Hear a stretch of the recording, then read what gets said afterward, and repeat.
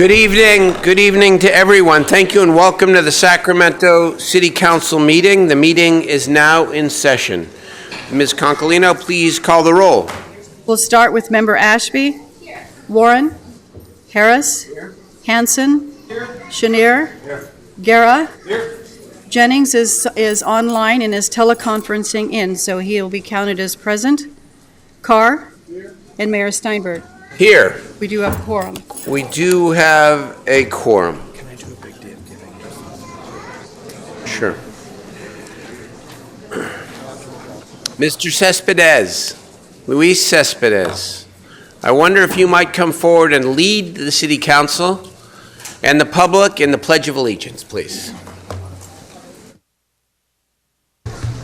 Thank you. I pledge allegiance to the flag of the United States of America and to the republic for which it stands, one nation, under God, indivisible, with liberty and justice for all. Thank you.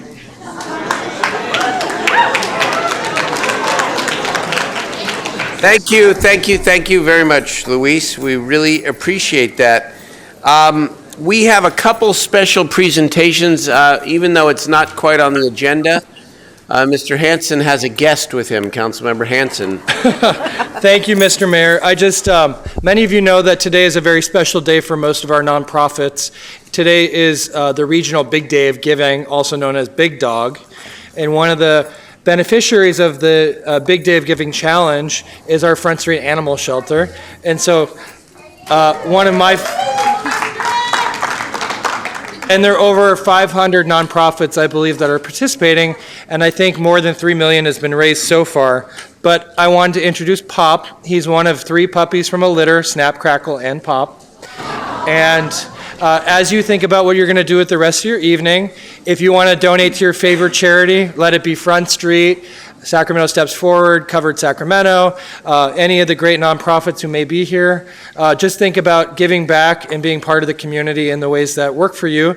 It also leverages money, so when you give, there's a match, and nonprofits that produce a certain number of contributions or who lead, they get special grants on top of that match. So it's a great day to be part of our regional community. Thank you, Pop. He's not going to stay for the whole meeting, so get your pictures now. Pop doesn't get a vote, but it's all right. That's great. Okay, we do have 2 presentations here on the agenda. One, number 2, certainly relevant to tonight's discussion in many respects. But let's go with number 1, which is the cup stacking demonstration by the Northwest Region Sports Stacking Champions. Councilmember Harris, is this you? It's not, but I'll talk about it. How'd you listen? So who are the cup stackers here? Come on up. Let's go, you guys.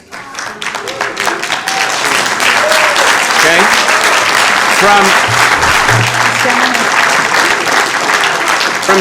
From Caleb Greenwood Elementary School. Welcome to you. So tell us about this competition and introduce the students, please. Okay, good evening, Mayor and council members. My name is Paula Cook, and I'm the founder and head coach of Stack at Sacramento.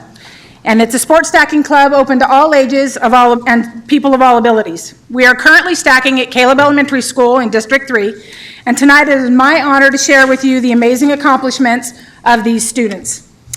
Every year, our season is different. We stack in different locations, and we stack with different stackers. This year, we started our season in September with 20 stackers, but after the first session, we only had 14 left.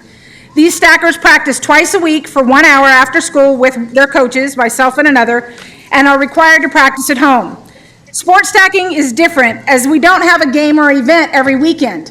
So this means that stackers that take up this sport have to have dedication to be successful.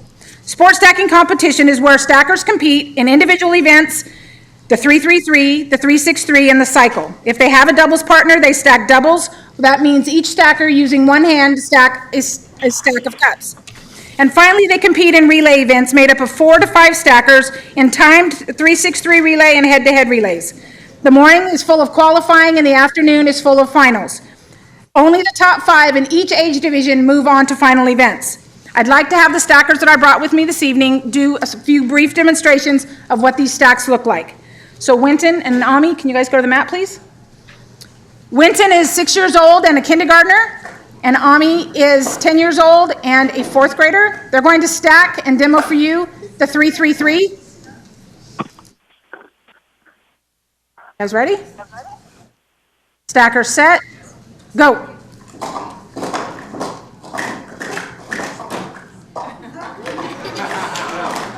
Good job.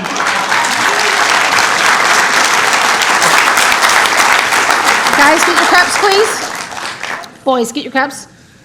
Chloe and Way to go. Chloe and Chloe. Same stack, please. 3-3-3. That is fabulous. I've Chloe seen this. Diaz is a first grader, and Chloe Sutherland is a second grader. They're also going to stack 3-3-3. Ladies ready? Set, go. Take your time. Come on, guys. You're doing great. They're super nervous. Chloe, come on. You did a great job. Chloe, stay there. Stay there. Abby and Chloe are now going to demonstrate the second stack, which is called a 3-6-3. Gets a little more complicated. They're going to up stack stackers. Set, go.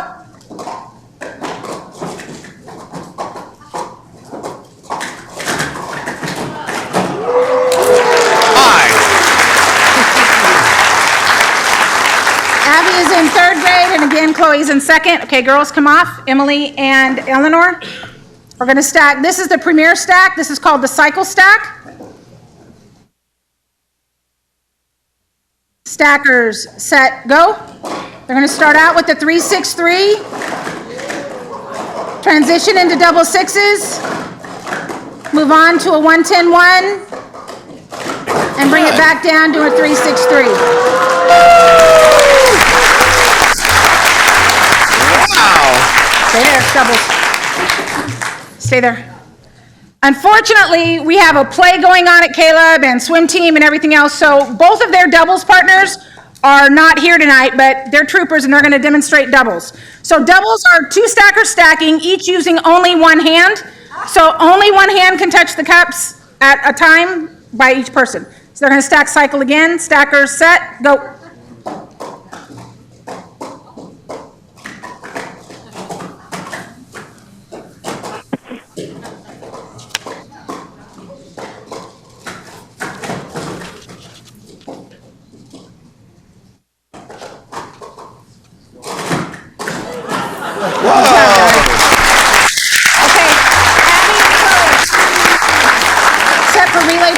Okay. We got time for, I think, one more if we can. Yep, this is all right. go ahead, relay. That side.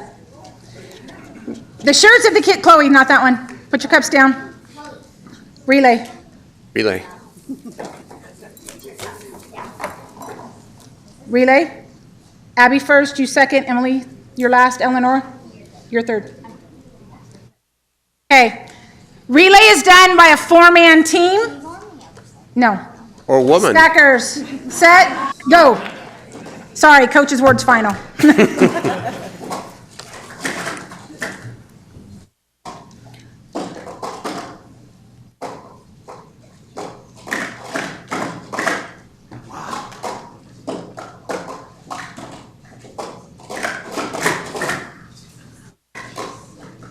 Fix it.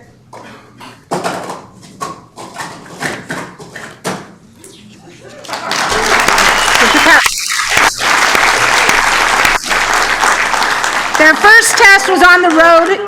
Their first test was on the road when we competed at the Northwest Regional in Portland, Oregon on March 4th. These kids and their families traveled to Portland where they won 32 individual medals, 4 double team medals, and our relay teams took gold in all 3 age divisions. Jenna Sidorich, who is not here tonight, stacked in the stack of champions, which means she was the fastest 3-3-3, one of the fastest 3-3-3 stackers in the tournament. So at the Portland tournament, we brought home 64 awards. We just finished on April 29th, the NorCal Regional, where all 3 of our relay teams took gold in the event. The Tornadoes, which is made up of two of our stackers here, Abby and Emily, also broke a 5-year record for the time 363. The old record was 25.5. This happened in competition. They were all in individuals, and a team from Rockland actually broke the record before our girls got to stack. They went up on their first stack, breaking the Rockland team's record and set a new California record of 21.74. So they now hold the California record in the time 363 relay. Congratulations, you guys. Thank you. And you're All of these students and stackers have qualified for the U.S. Junior Olympics in this event that'll take place in Detroit, Michigan this summer. Well, I'm going to turn it over to Councilmember Harris, but let me just say, as your mayor, we're all very proud of you because this takes, obviously, a lot of preparation, a lot of hand-eye coordination, a lot of teamwork. And tomorrow, I think that the city is submitting a bid for the 2020 Olympic track and field trials in Sacramento. And I think we ought to add to that application that there ought to be a new event. And that's it. So thank you, guys. Guys, let's get caps. Corey, go get your caps. Councilmember Harris, this is your district. I would like to congratulate all of you and say go Caleb. Caleb, of course, is in my neighborhood. And it's an international baccalaureate school. And I can't prove it yet, but I'll bet you that sports stacking raises algebra scores. So we're going to try to track data here and see how these kids turn out. But I think you're fabulous. Thank you. Good stuff. Thank you very, very much. Thank you for coming tonight. Okay, presentation number 2 is Councilmember Guerra, recognizing the 135th anniversary of the Chinese Exclusion Act. Eric? Thank you very much, Mr. Mayor. This is a resolution recognizing the 135th anniversary of the Chinese Exclusion Act. And for this recognition, or receiving this resolution, I'm going to ask Linda Ng if she could come up with also all of her friends from the Asian Pacific Islander community who are here today on this issue. This resolution here reminds us of some of the laws that we've passed in the past. In May 6th of 1882, President Chester Arthur signed the first Chinese Exclusion Act. It was the first law that prohibited immigration and action solely on people's race and ethnicity. And from thereafter, in 1892 and 1902, we added further labor laws and land restriction laws that, again, used race and ethnicity as a way to legally persecute against another community. And in 1892, the Geary Act also continued this type of persecution against a community that was working here, that contributed so much to our communities, that in the construction of our economy, built our railroads, and continues to provide today. But the happy thing is that in 2001, the U.S. Senate, and in 2012, the United States House of Representatives unanimously condemned the Chinese exclusion laws, affirming Congress's commitment to preserve the civil rights and constitutional protection for all people.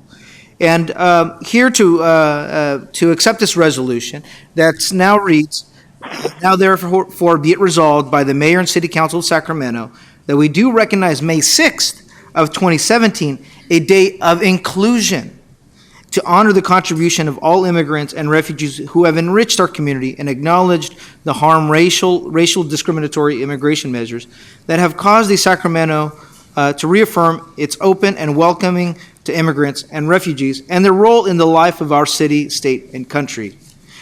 In recognition of this, I'd like to introduce and welcome Linda Ng, who has been a Sacramento leader here, a constant advocate. She's played leadership roles in the Asian Pacific American community as an advocate for the Council of Asian Pacific Islanders, Together for Advocacy, Asian Pacific American Public Affairs Association, APAPA, Asian Pacific State Employees Association, and also the Asian Pacific American Advocates, a national rights organization. Ladies and gentlemen, a big round of applause for one of our strong Starch community leaders, Linda Ng. Linda, please say a few words. Please say a few words. Thank you, Linda. Welcome. Thank you, Council Member Eric. Honorable Mayor, member of the Council, on behalf of OCA Sacramento Chapter, we want to thank you for this proclamation in recognizing May 6th, the date of inclusion in the city of Sacramento, a day that marks the 135th anniversary of the Chinese Exclusion Act that halted legal Chinese immigrants to the U.S. for 8 decades. We Chinese Americans came to Sacramento in 1850 and proudly contributed to building the Transcontinental Railroad. Throughout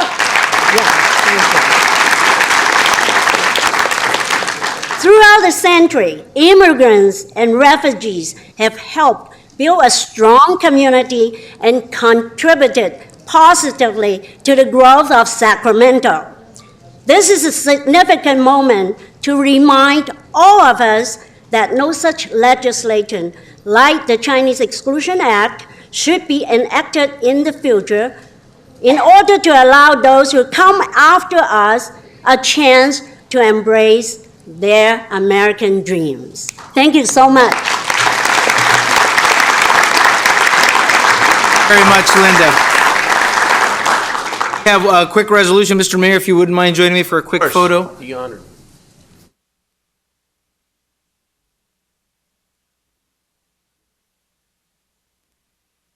Thank you.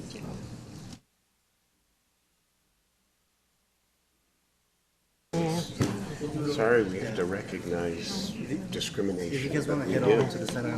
We do. Mayor and Council Member Eric, and may I introduce Please. our board members, please? And this is Rong Fong Shi. She is the founding member of OCA Sacramento.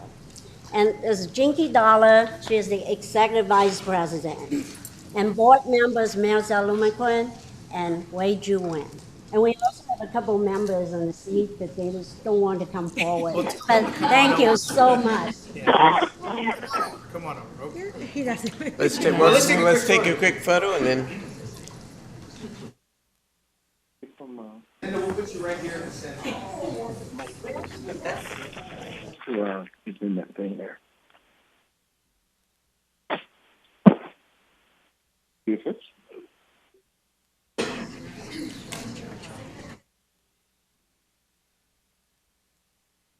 What do you call it?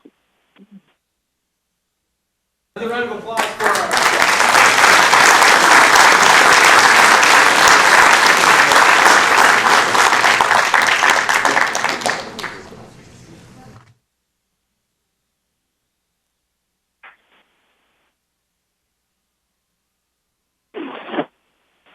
Yeah. Online to about. Councilmember, and thank you to the members of the OCA for commemorating not a great chapter in our history, which maybe brings us to why we're here tonight. But let's first do the consent calendar. We've got items 1 to 12. Are there any questions on the consent calendar? Is there public testimony on the consent calendar? I have one person Okay. signed up to speak. I have no corrections or additions to the consent calendar. The speaker is Mac Worthy for item number 4. Mac?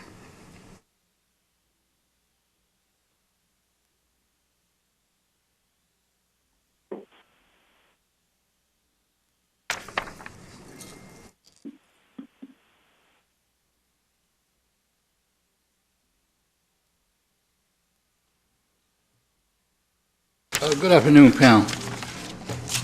A lot of people hadn't been coming here watching. I've been watching the Homeland Security money from the time they put $600,000 at McCullough's. Now, this is really racketeering. When you move this money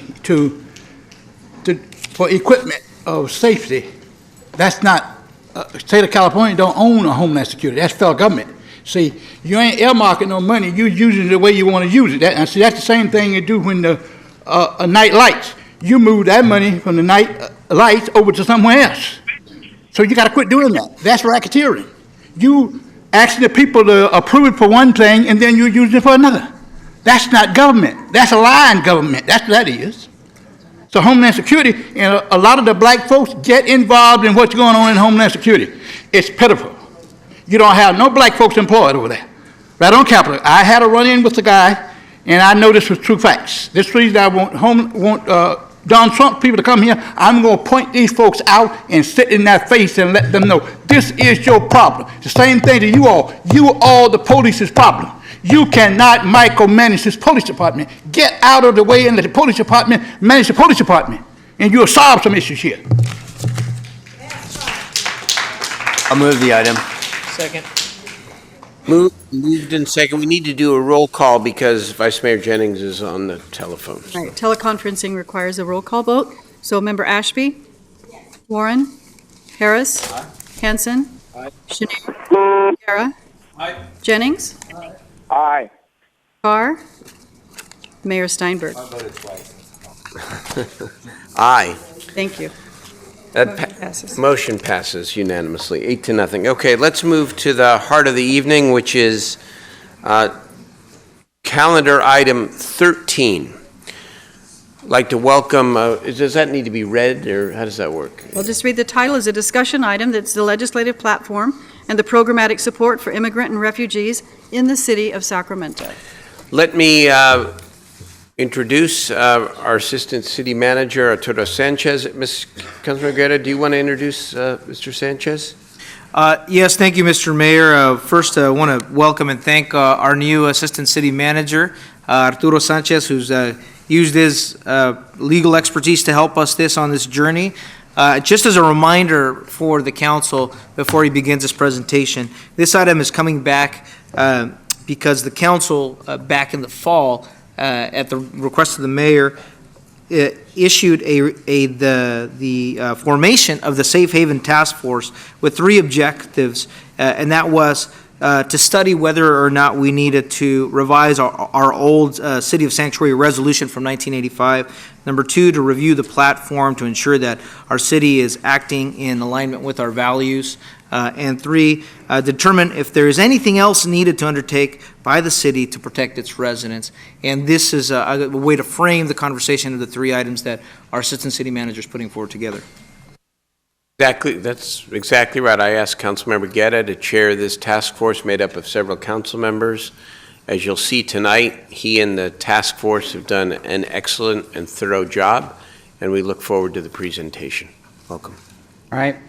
Good evening, Mayor Steinberg, members of the City Council. Buenas tardes, Alcalde Steinberg y miembros del Concejal. I'm going to make a brief announcement to the folks who might need interpretation services or translation services. So I will do that in Spanish just so that they know where they can find the equipment. Si hay personas que necesitan que la información se presente en español, por favor, hay equipaje atrás de este cuarto y pueden agarrar su equipaje para que puedan oír la tema que estamos hablando hoy. Thank you. With that one item done, I will move forward with my presentation. What is before you is really 3 separate pieces of policy that the council is to consider. And so for the purposes of separating out the actions that the council can take, I will be discussing each part of those policies separately. So the first policy that is before the council is a resolution that I refer to as the City of Refuge Resolution. Before I go any further with that, I need to read a correction into the record related to the language of the resolution, specifically within Section 2, subsection D, which should be amended to read as follows. Nothing in this resolution shall be construed to apply to matters other than those relating to federal civil immigration, and none of its terms shall be interpreted to prevent or prohibit city officials, employees, or agents from enforcing criminal laws, including, but not limited to, investigating criminal suspects that are participating or engaging in human trafficking, sexual assault, domestic violence, the sale, distribution, and manufacturing of illegal narcotics, and violent crimes. In all other respects, city officials, employees, and agents may continue to comply with lawfully issued judicial warrants or subpoenas and cooperate with federal authorities to protect public safety. This collaboration includes, but is not limited to, participation in joint criminal investigations that are permitted under city policy and applicable federal or state law. And this particular correction actually frames the discussion in relation to the resolution quite well. What we are talking about here is updating a resolution that was adopted by the City Council of the City of Sacramento in 1985, referred to as 85-973.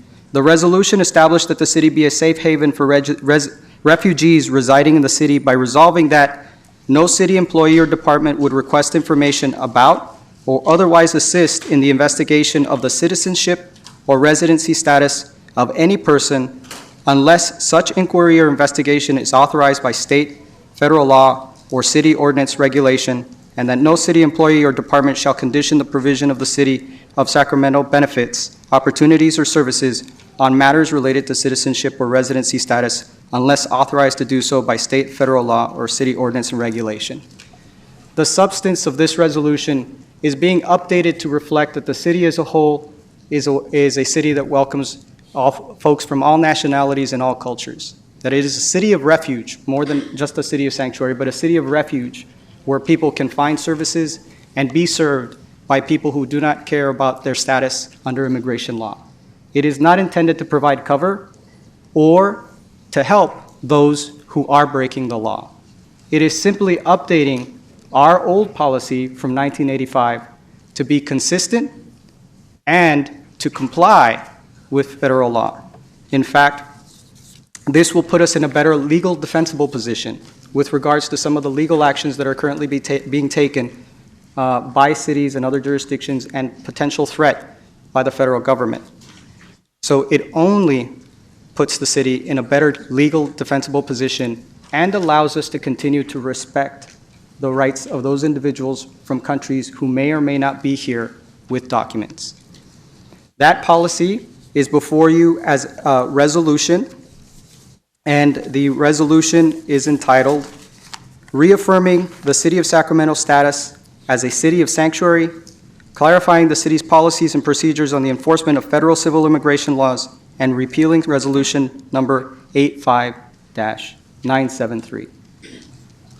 I will move on to the second piece of policy that you have before you as a council, and that is a second attachment which was entitled City of Sacramento Immigration Platform, dated 5/4/2017, today's date.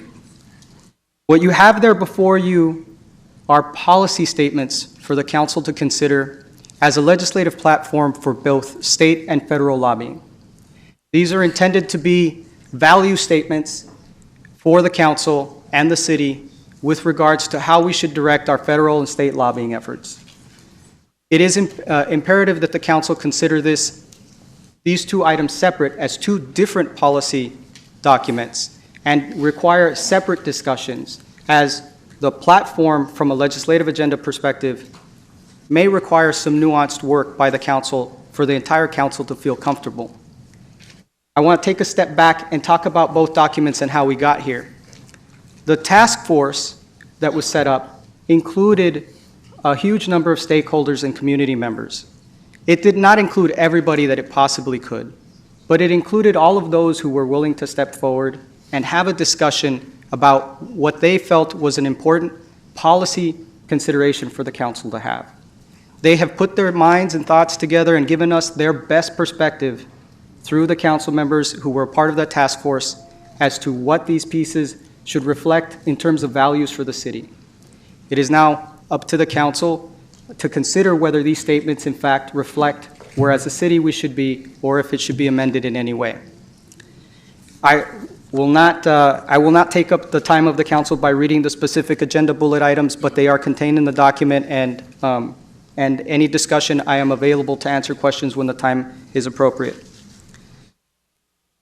The third piece that the council needs to consider, and I will discuss this mainly by way of a PowerPoint presentation, which I will load in a second, is a framework of a potential way to provide services for the very segment of the community that were identified in the resolution and in the legislative platform. So if you indulge me for 1 second while I load this up.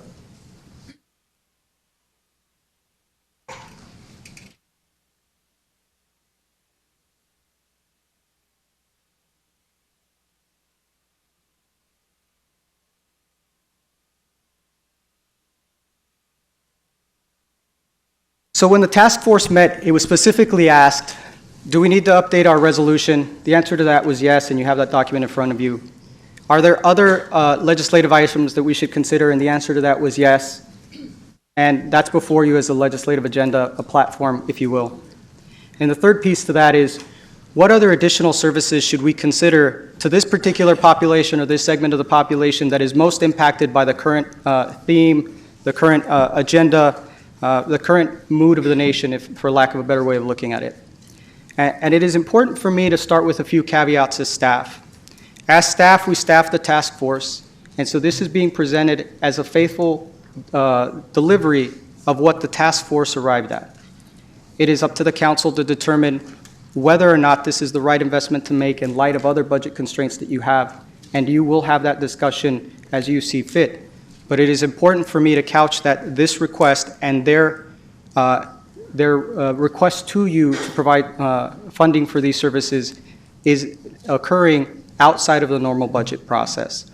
But the request is a $300,000 request to provide very specific services to a very specific portion of the community for the public benefit, and I will discuss the public benefit that comes with it. Yes, sir. Mr. Sanchez, I just want to clarify one thing, because I think everything you stated is correct, including the last piece, that this is outside the budget process. But I want to make it clear to anyone who may think that we're going too far with that aspect. The resolution itself to appropriate the money is specifically contingent upon the passage of the 2017-18 budget. So by definition, if the council gives the direction tonight to appropriate these dollars, it will get folded into the budget that's yet to be voted upon. And I know that's a subtle distinction maybe, but it is a real distinction, because this in fact will be part of the 2017-18 budget. The council is given the opportunity here tonight to provide a very clear direction as to what we want to see in this budget. Yes, sir. So the resolution states specifically that it directs the city manager to identify and appropriate funds in fiscal year 2017 from the general purpose fund for a grant to the Sacramento Family Unity Education and Legal Network for Immigrants to provide urgent legal and support services to Sacramento families facing the immediate threat of separation due to deportation, and directing the city manager to work with officials in the Sacramento area, public institutions, and philanthropic community to identify additional resources to fully fund the Rapid Response Network. So the questions may be, is this allocation sufficient to do all of the work? The answer to that would be no. Is it enough to start the work and to ground us? The answer to that will be yes. The third question might be, well, what work are we defining? What are we doing here, Arturo? If we move forward with this, what is it that we will be providing? And I will attempt to address that question via this PowerPoint. In essence, what we're talking about is connecting our community and defending the civil rights of those who do not often have a voice.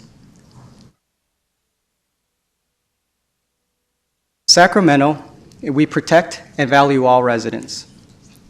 Sacramento immigrants comprise over 20% of our residents. Our community has benefited from being one of the most integrated and diverse cities in the United States. Sacramento has a strong history of reaching out and welcoming people of diverse backgrounds and immigration status.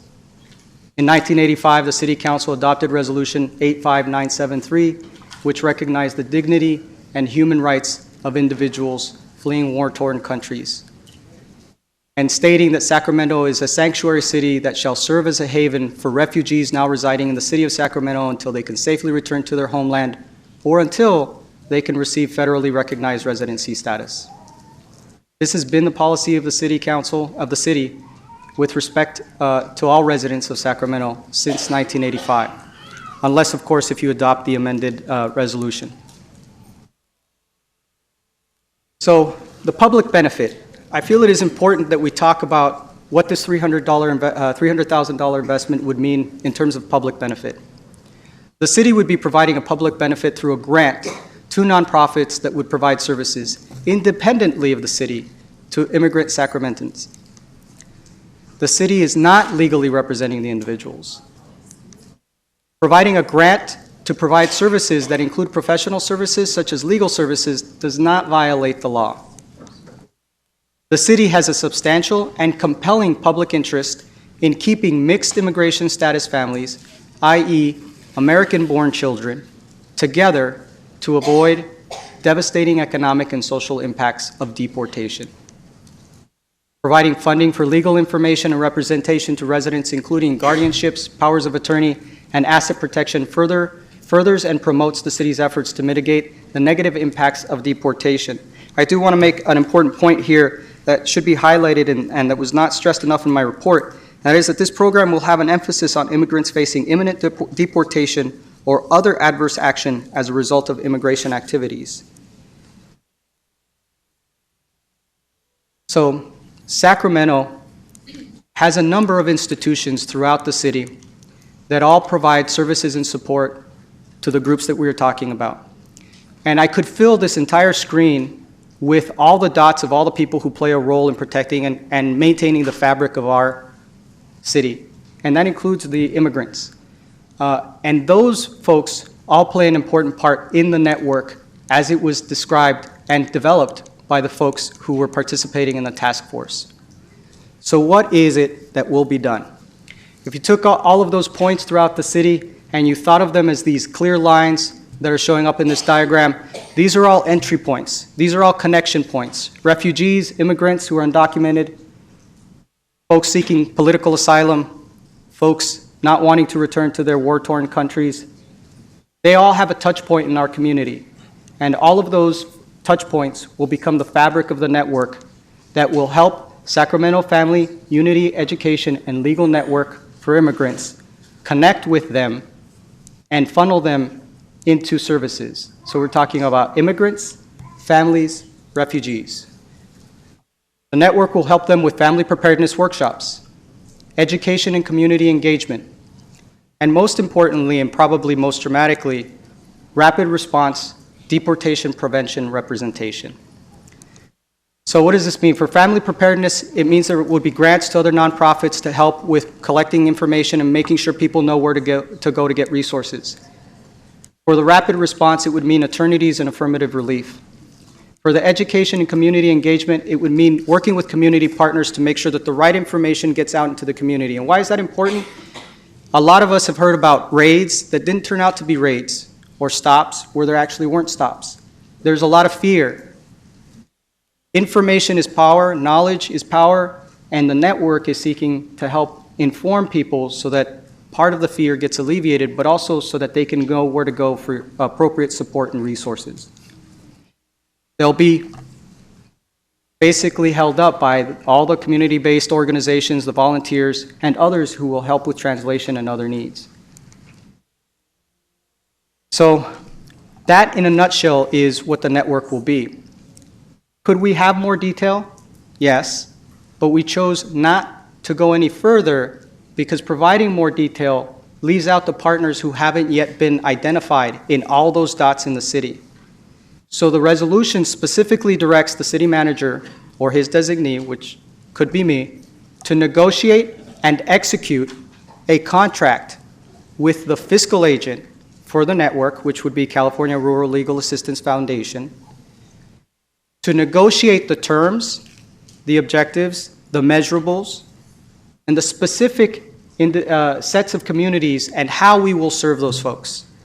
It is not a vote now on a frame that you do not understand. It is a vote to direct us to negotiate the right way to provide services to these groups of people.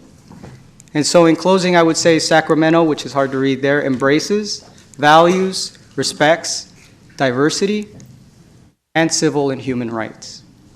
And that, in a nutshell, is what we are talking about when we're talking about the network. Excellent presentation. Thank you.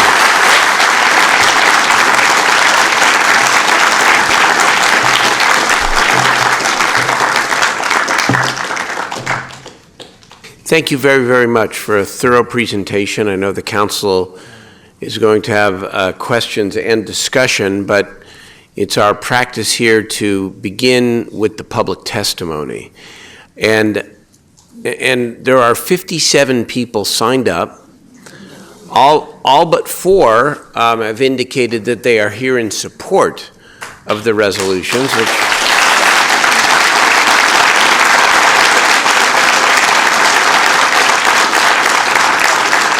Thank you. We want to hear everybody who comes into the chamber here, of course, takes their time, has the right, and we welcome your input. I'm wondering, however, if it's possible that we might have several speakers come up at first maybe to speak in support and provide some of the substantive reasons why. And then after several speakers, we might have people come up as called as sort of what we call Me Too in the legislature, that you are here, your name, your organization in support without going through it all. And again, that's not a hard and fast rule. You are welcome to take the 2 minutes, but I think the council will understand the significance of the support that is out here tonight if you do it the way that I suggest. Mayor, if I Yeah. may beg the indulgence of the council and ask that Marcus Tang from the California Rural Legal Assistance Foundation be afforded a few minutes to start the public comment. Sure. period. Is Marcus first on our list, or is he? It's not, but that's okay. Okay, well, we'll take you first then. Marcus, please.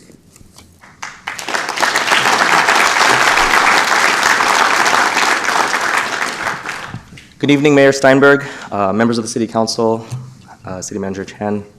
Thank you for your attention tonight to this very important issue and to have this conversation that we're all here for tonight. My name is Marcus Tang. I'm an attorney with California Rural Legal Assistance Foundation. CRLA Foundation is a nonprofit in Sacramento providing free legal and education services to low-income immigrants in Sacramento.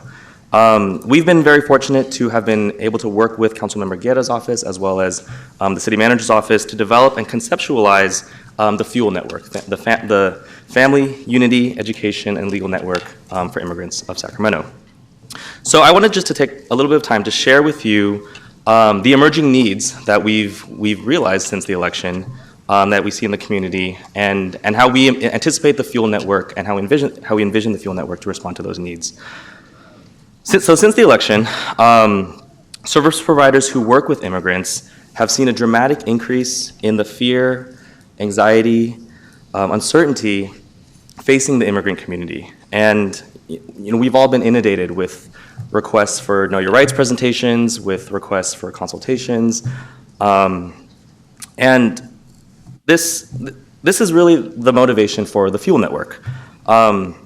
So number one, there's been this severe lack of information since the election about immigration policy among immigrant communities, about immigration policy, about what people's rights are when they encounter immigration enforcement or other law enforcement. Whenever we hold Know Your Rights sessions, our attendance is usually out the doors. We had one event at the Mexican consulate where you could not even walk around because the interest in the community was so high for this information about what people's rights are. With this lack of information that Assistant City Manager Arturo Sanchez mentioned, is this vulnerability that people will face if they run into the wrong actors. We're talking about immigration consultant fraud, we're talking about notario fraud, bad actors that seek to prey on immigrant communities in this moment of crisis. And so that's, this lack of information is the first thing that's motivating this network. The second thing is this question that we keep getting after the election, and it's this very heartbreaking question from families and parents, and that is, what happens to my children if I am deported, or both of us are deported? Who will take care of them? Who will have the legal authority to pick them up from school? And so up until recently, there hasn't really been a need for legal assistance to prepare people for what we call family preparedness, creating emergency plans in the event that a deportation or detention happens. And so that's the second need that has emerged since the election. And finally, at the same time, we know that if and when immigration enforcement actions become more aggressive, Sacramento, as a community, we currently lack a well-resourced infrastructure to verify raids, to make sure that it's not just a rumor, but it is in fact an ICE enforcement action that's occurring in the community, and also for deploying immigration attorneys and volunteers to meet people in detention, to advise them of their rights, and make sure that they do not sign their own deportation orders, which they may be persuaded to do without counsel, or to make sure that ICE and keeps these detainees, people who have been picked up in raids, within the jurisdiction of our local San Francisco Immigration Court, so that they can fight their cases with their families, with their friends, and with their support networks nearby, and their attorneys nearby.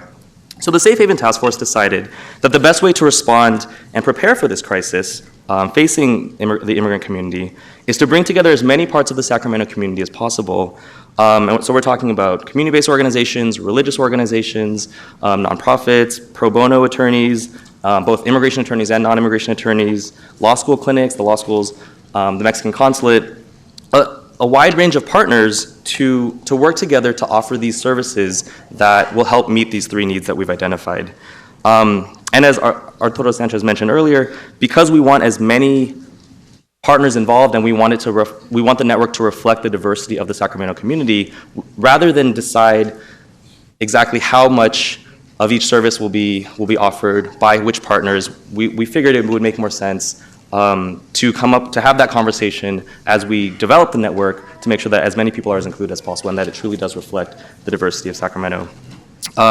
So the services that we envision to kind of reflect or correlate to the needs that I identified earlier would be, number one, know your rights presentations in the community to update people about immigration policy that's constantly changing, as well as what their rights are if they do encounter law enforcement, especially, and that will apply to non-citizens as well as citizens, anybody who could be targeted by federal or local law enforcement.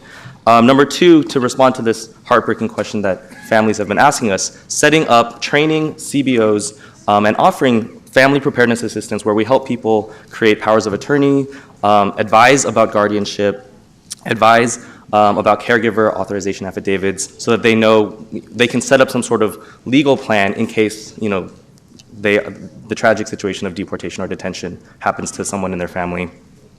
And then finally, to respond to the potential for ICE raids is to create this rapid response network, or to coordinate a rapid response network of immigration attorneys as well as CBOs to verify raids, so that as soon as there is a raid, it can be verified and there can be counsel deployed to the ICE field office to meet with people and advise them of their rights. And so to close, I just want us to take a moment to think about what deportation is. And I want us to think about beyond, the pain of family separation and beyond the economic hardship that our community would face if it is ravaged by deportation, and beyond, the idea of sending people to a country that they may not have lived in for a very long time, or since a very long time ago, to potentially, face a lot of danger. Beyond those very real effects of deportation, at the heart of it, I want us to think about what deportation is and what message it sends to people. And I suggest to you that when the federal government is placing somebody in deportation proceedings, at a very simple and human level, what it is telling people is that we don't want you here. You don't belong here. We don't care for you. We want literally to eject you from our community. And City Council members, that message to me and to so many people in this room is such a hateful and emotionally violent message. And it's not who we are as a community. It's not what Sacramento is all about. And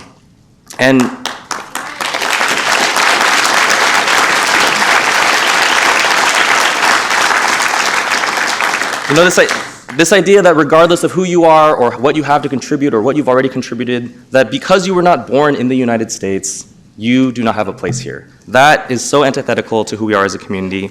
And so this network represents an opportunity to send a different message, to send a message that you are loved and that you are cared for, and that we believe that that these services are important, that you need information about what your rights are, and that if there's an immigration raid, there will be counsel there, which is part of the norms of our justice system, and that if you are worried about what will happen to your family, we want to help you prepare for that. So Thank you again for considering all of the topics and resolutions before you tonight, and I look forward to the conversation. Thank you for your presentation, Marcus.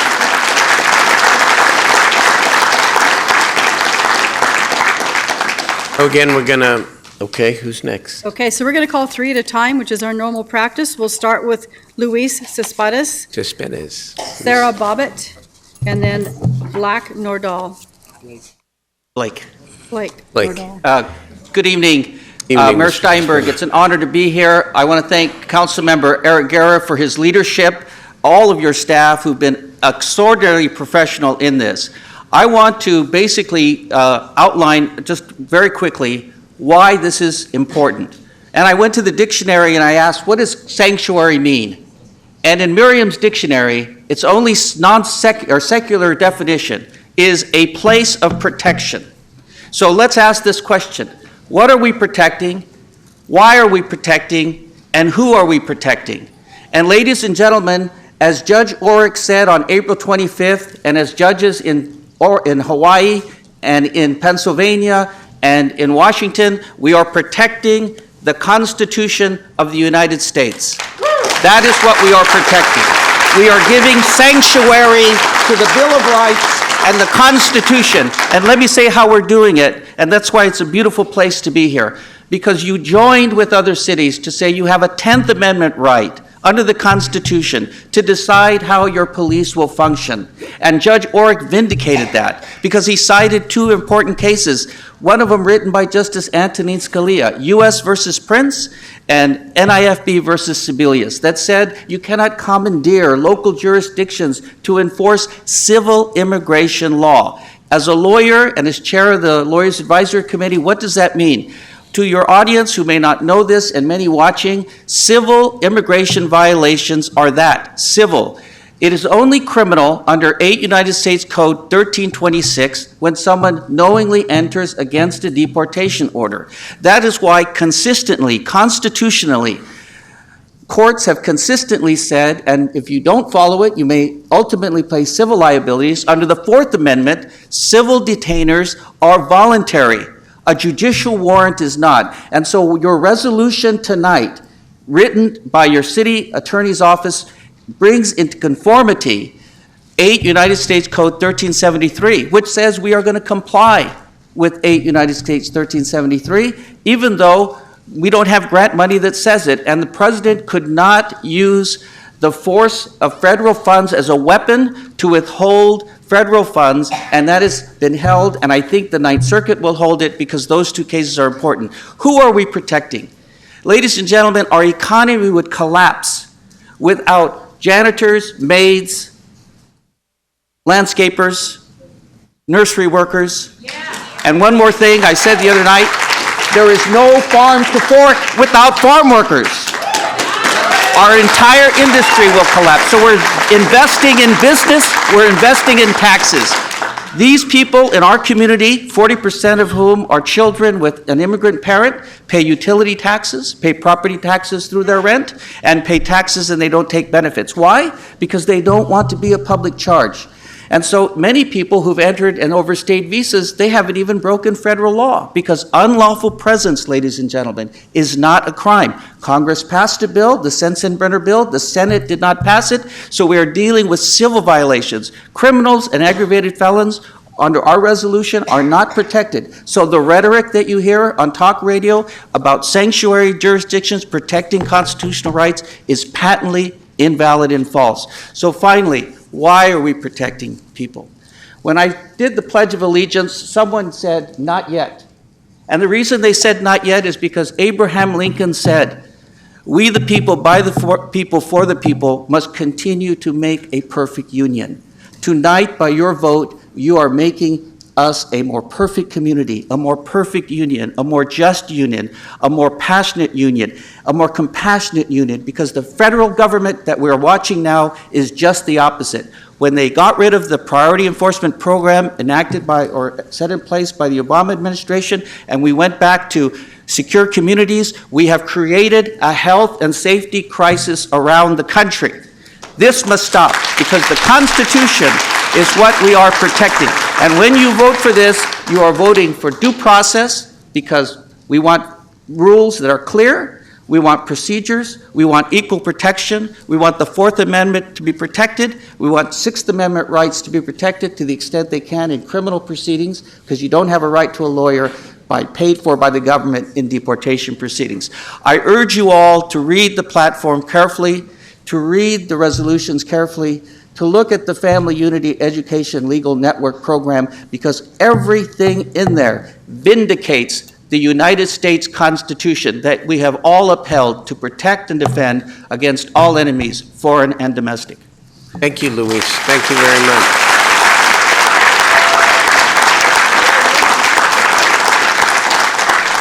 Thank you. Luis, I want to just single you out and thank you for your tremendous advocacy and leadership on these issues. I know you were at least one of the main intellectual forces behind all this work, along with many others, but I've just known you for a long time and know this is a lifelong commitment, so thank you. And I apologize for going over 2 No, minutes. no, you're okay, but... Thank you, Jeff. Thank you, Mayor. Go ahead, Eric. I was just going to say that yes, I want to acknowledge you too, but I do want to urge the speakers in the audience to conform to the 2 minutes so that we can hear as much of this testimony as possible. Now we're going to go, I considered both Marcus and Luis to sort of be foundational speakers, sort of supplementing what Mr. Sanchez said. Now we're going to go to public testimony. It is 2 minutes. And again, I'm going to ask the majority of the speakers to do name, organization, and your support, and then please to move on. 55 more speakers. You feel the spirit in the room. I know I feel it. But let's, if we can do this in the way I suggest, I'd appreciate it. Thank you. Thank you. Thank you, Mr. Mayor. Thank you, council members. My name is Sarah Bobbitt. I'm here for the Sacramento Food Bank and Family Services. We provide a number of family services to the community, such as ESL classes, parent education programs, and we are the food bank for Sacramento County. One of the things that we do is immigration legal services, and that's the program that I work under. I just want to give you a picture. I mean, Marcus and Luis have really highlighted and given a great overview, so I don't want to belabor those points, but I just want to give you a real picture of the real demand that we're seeing in our office. We are seeing not only a community that is in fear, but we're seeing a community that's in panic. We're receiving between 50 and 75 calls a day for requests for consultations, legal representation, and requests for community education presentations, like Know Your Rights presentations, safety planning sort of presentations. So there is just an immense need for these services in the community, and I would like to express my support for those reasons. Thank you. Thank you, Sarah. Thank you for all you do. Following Blake will be Kathy Rodriguez, Dan Watterson, and Rabbi Alfie. Good evening, Mr. Mayor and City Council members. My name is Blake Nordahl, and I'm the supervising attorney at the Immigration Clinic at McGeorge Law School. At the Immigration Clinic, we represent low-income residents of Sacramento County in a range of immigration applications, including asylum, working with individuals who are victims of crime, and applications for U visa, and also family-based petitions. And just as Sarah Bobbitt said, I've been at McGeorge for 8 years, and I've never seen the level of anxiety and fear that I'm seeing in the community right now. And although we did see the number of entryway points into the community for immigrants to access information and assistance, we are all strained. We are all beyond capacity. So the steps that we can take today will really provide a lift and really enabled us to increase our capacity to assist individuals. We have clients who are afraid to report crimes. We have clients who are afraid to have their children walk to school. These are the needs that we have in this community. So I really want to express the support, my personal support, and the support from the Immigration Clinic. Thank you so much for your time. Thank you so much, Blake.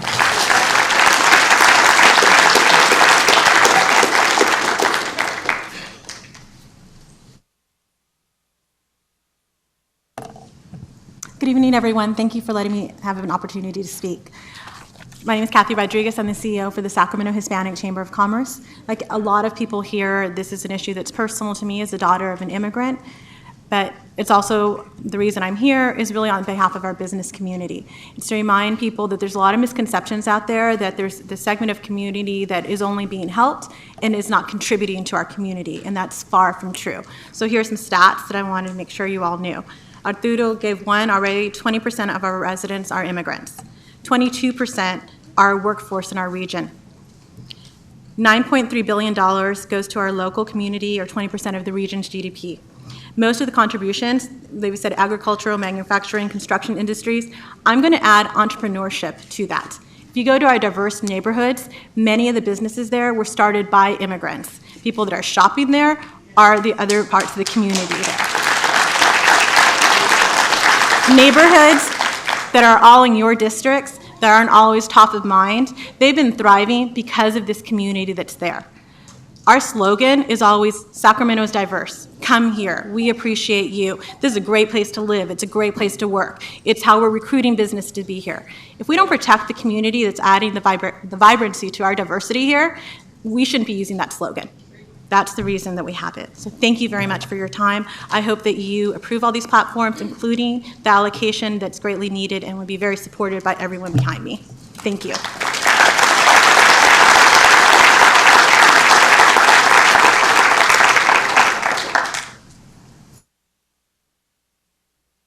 Thanks for having me here. I kind of wanted to be here on the sense of the business perspective. I am the chef at the State House restaurant in the Capitol building that we just started in the last couple months. I've only been in Sacramento actually for less than a year. I relocated from DC, where, if everyone wasn't aware, they did a day without immigration, where restaurants had to close, majority of restaurants closed because of how important immigrants are to the restaurant community. And as Sacramento is growing, I know at the State House we are now employing refugees and making sure that refugees have an opportunity to grow here in Sacramento and have a safe place where they feel comfortable that they can learn and develop and grow in this community and not feel like there's someone looking down upon them, or they're scared, or they don't have the support that is needed. I think it only continue to grow as Sacramento is growing downtown and more restaurants open, that the immigrants feel that they're comfortable to come to work and they don't have a worry about being deported or losing family members, because we are going to need the immigrants to support our restaurant community as the restaurants continue to grow. So thank you very much. Thank you very much for this.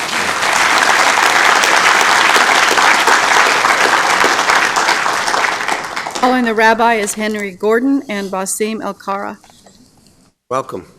Good evening, Mr. Mayor and members of the City Council. I'd like to ask if it's okay for me to have members of the clergy from Sacramento Act to please join me. Please. At the table. My name is Rabbi Mona Alfie, and I am here tonight as a member of Sacramento Act, a member of the Latino Jewish Forum, as the daughter of an immigrant, and most of all as the rabbi of Congregation B'nai Israel, a synagogue that has felt the moral urgency of the moment, and a congregation that is not afraid to stand up against unjust laws and demand that our government, local, state, and federal, ensure fair and humane and just treatment of immigrants. Yeah.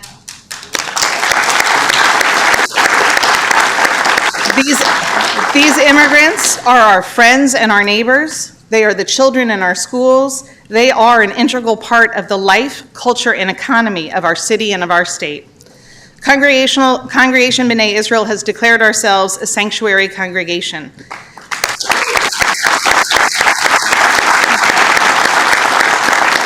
I only have 2 minutes, people. And we now call upon the city of Sacramento to reaffirm itself as a safe haven for immigrants and for refugees. The Jewish community knows all too well that the fear and the terror that comes when a government declares a person to be illegal and takes it upon itself to tear families apart. We know what long-term and catastrophic damage can be done to individuals and to families when they are forced to separate and disperse, forced to live on different sides of a border. We also know the damage that is done to the economies and to the national soul of countries who slam their doors on immigrants or terrorize and discriminate against them. The current immigration policies and actions being taken by ICE terrorize immigrant families, forcing them to live in the shadows and in constant fear. To deport the parents or spouses of U.S. citizens, to deport the children and young adults whose sole memories are of having been raised in this country, to tear families apart, this is wrong.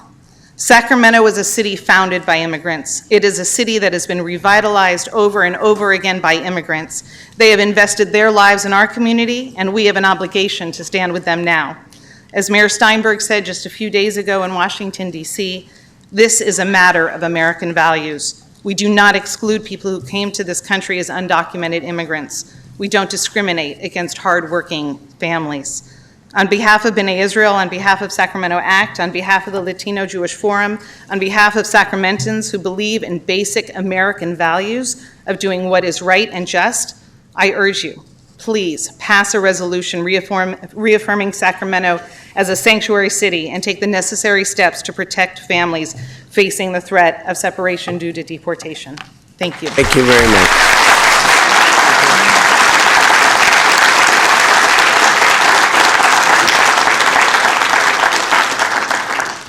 Good evening. My name is Henry Gordon, and I represent the local group of Amnesty International. Amnesty International is a global organization that advocates for human rights, and one very basic human right is the right to escape war and persecution and seek refuge and asylum in another country. We're in the midst of the largest refugee crisis since World War II. Over 21 million people today are refugees, and over half of those are children. Refugees have lost their homes and family members. They've struggled in transit and in crowded camps for many months, and in some cases for many years. A very small number are accepted for resettlement by other countries. In recent years, the United States has taken in less than 0.5% of those in need of resettlement. Sacramento, though, has been an especially welcoming community. Sacramento County settled more than 3,000 refugees in 2016, including many who were escaping conflict zones in Syria, Iraq, and Afghanistan. These refugees can't return home, and they're ready to make new lives as productive members of our community. There are 4 refugee resettlement organizations operating in Sacramento. They assist the refugees when they first arrive. Those are our International Rescue Committee, Opening Doors, World Relief, Sacramento Food Bank, and Family Services. Their work is highly respected throughout this community, and they've received generous assistance and cooperation from individuals, civic, cultural, and religious groups in the area. We note that the immigration platform you're considering tonight includes strong statements of support for the refugee organizations, for continuing refugee resettlement efforts, and for joining the National Welcoming America Network of cities and counties. With the 3 measures under consideration tonight, Sacramento is committing to actively defend longtime residents, new immigrants, asylum seekers, and refugees. Thank you, Mr. Ward. To protect them from unfair and discriminatory treatment. Thank you. Thank you very much. Awesome Alcara. Awesome Alcara here. Okay. Okay. Then we'll go to Dr. Jima Gadina. Emma Martinez. I'm just not doing well with these names. Okay. Fabrizio Sasso. And Miguel Cordova. Welcome. My first intern. I was on the city council. Hello, council members, Mayor Steinberg. Thank you for allowing me to speak this evening. My name is Hema Godina. I'm the proud principal at Washington Elementary School here in Midtown. It's been my honor to reopen this school this year and to serve an amazing community. My staff and I put a lot of work and thought into building a great STEAM school with great programs. But one thing I was not prepared for this year was the number of parents who have asked me to be the legal guardian of their children. Take a breath. I'm here for my students who should be thinking about school, being kids, taking part in that cup presentation that we saw them do earlier here, not the safety of their family. So I hope you'll consider me your ally in our city becoming a sanctuary city. Thank you.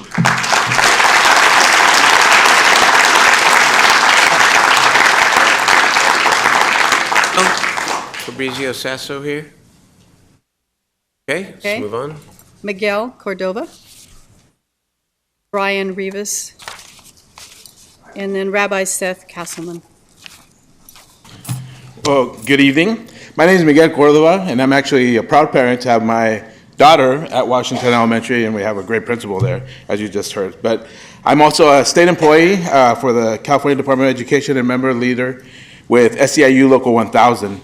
I also serve as the president of the Sacramento Latino Democratic Club, and I'm a part of the Sacramento Immigration Coalition. And today we released our community hotline number to serve the community. with volunteers to respond, who will respond to reports of ICE sightings, of ICE raids, and ICE knocking at your door. But today I come to you to support the adoption of a resolution for Sacramento to be a city of sanctuary. I support the adoption of an immigration platform, and without hesitation, I ask for council to pass a resolution appropriating $300,000 in the general fund. The reason that the appropriation is critical is because it shows true commitment and understanding to the strains that are caused for families when ICE comes knocking. Our communities need to be trained. We need awareness. Our impacted families will need accompaniment. They will need legal guidance and support. They will need legal counsel. And these are resources that are vital to Sacramento truly standing up for the needs of our immigration population. We know that there are many causes that deserve attention, but let's not make this an oppression Olympics. I ask you to look at the budget as the moral compass that is for our city and not a competition for who is most oppressed. In Sacramento, we will stop mid-race and help another across that finish line, but it begins with those first steps of recognizing that we're all in it together. We have to recognize that even a well-written resolution will not end the fear of going to work, of going to school, of reporting a crime. It will not make people feel safer. But resources in a time when they are needed the most, people trained to respond when there is a need, experts providing service once they are detained. Those are all major ways the city can be significant. Thank you. Thank you, please. Okay. Need to. Thank you. Ryan?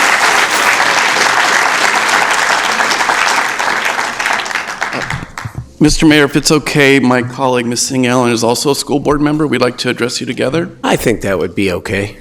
With 2 minutes? I think we can do it. Okay, good. I'm Brian Rivas. I serve on the Sacramento County Board of Education, and I'm here on behalf of myself. I want to tell you that I want to ask you to approve the items before you in Agenda Item 13 and just share there's real need for this. Kids listen to our president, and they're afraid. They're afraid for themselves. They're afraid for one or more of their parents. They're afraid maybe for an extended family member who they stay with after school. And it hits home in concrete ways, like whether or not to apply for free lunch. So you have an opportunity to do something meaningful and provide reassurance and direct service to communities and families who need it. So please approve the items before you. Very good. Thank you. Good evening, Mayor and City Council. For the record, Bobby Singh Allen. I'm a member of the Elk Grove Unified School District, which has 10 schools in the city of Sacramento.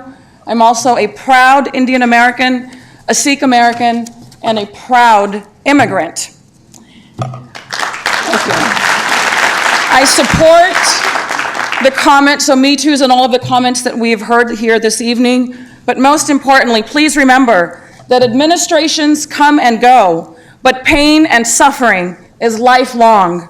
There is no price tag on humanity and doing the right thing. Thank you.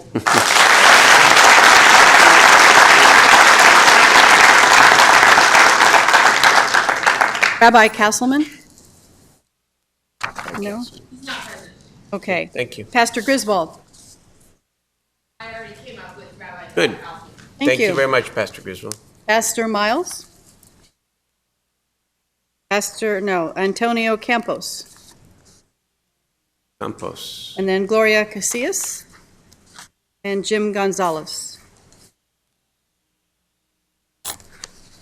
Good night. My name is Antonio Campos. I represent Sacramento Act, and I'm the vice president of it. And I just came to support. And just to refresh some numbers really quick. Undocumented immigrants contribute roughly with $3 billion on state taxes, and $1.5 billion goes to the county coffers. According to the new study from Institute of Taxation and Economic Policy, undocumented immigrants paid $29.6 million in taxes to Sacramento County in the form of property taxes and local sales taxes, and $29.3 million in taxes in the form of personal income taxes and sales and exit taxes. I just want to refresh those numbers. So the community is also apporting to the county, to the city. It's not just taking, but also is giving. Yes, thank you.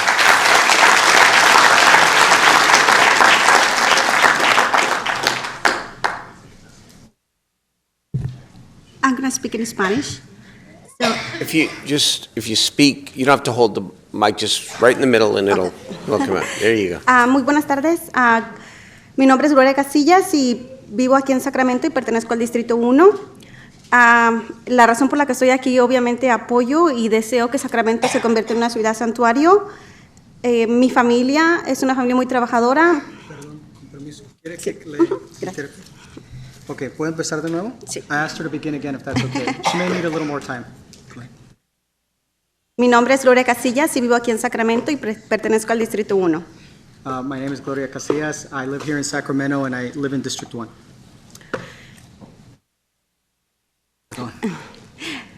Tengo una familia hermosa, 2 hermosos hijos y uno más en camino. Mi esposo y yo trabajamos mucho.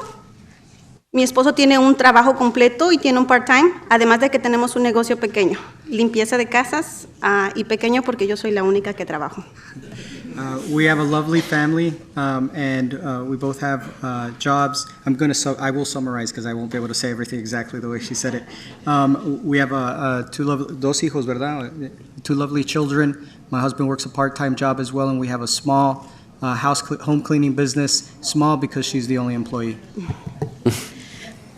Sé que no somos la única familia trabajadora aquí, pero sabemos que a eso vinimos y en eso estamos. Y como familia trabajadora deseamos vivir tranquilos y deseamos vivir en paz, así como nosotros contribuimos a este país. We live in peace. We want peace.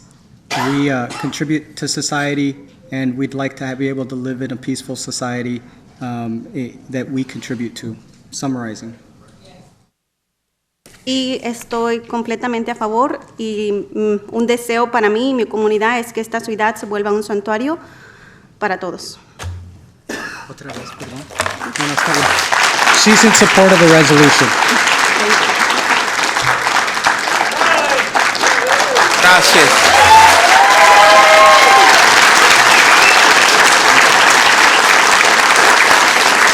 Jim Gonzalez, Jim Gonzalez, Jimmy. and then Shireen Miles and Bruce Palmer.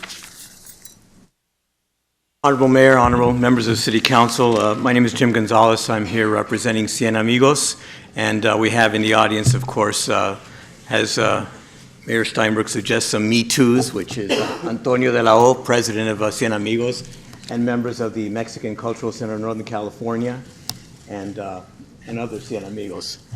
Let me just state that the Institute on Taxation and Economic Policy has a report that basically states that undocumented immigrants pay 8% of their income in taxes. In California, that translates to $3.1 billion annually that undocumented immigrants contribute to California's greatness. Immigrants pay sales taxes, utility taxes, and indirectly pay property taxes through rents and, yes, mortgages. Cities like this only get about 2.8% of sales taxes, and that goes 50% to local public safety and 1.25% to other local taxes. But the fact of the matter is that for Sacramento, if you look at the 60,000 estimated undocumented persons, these folks are responsible for a range of anywhere between $3 million to $8 million in taxes to go directly for programs in Sacramento. That means that these folks have every right to call a police officer and not feel that they're going to be reported to ICE. They have every reason to send their children to school and not have those children have to ask their teachers, are they still going to come home to parents? The present administration is shattering families, and this investment of $300,000 is a bulwark on keeping American families together and keeping Sacramento really a place of hope, of sanctuary. I commend this board. I commend the Safe Haven Task Force. I commend those 54 people that are going to do Me Too's. I hope, Darrell, that you get a lot of Me Too's. But this is an extremely important issue. I have been dealing with this issue for at least 30 years. And thank you all. Thank you much, Eric.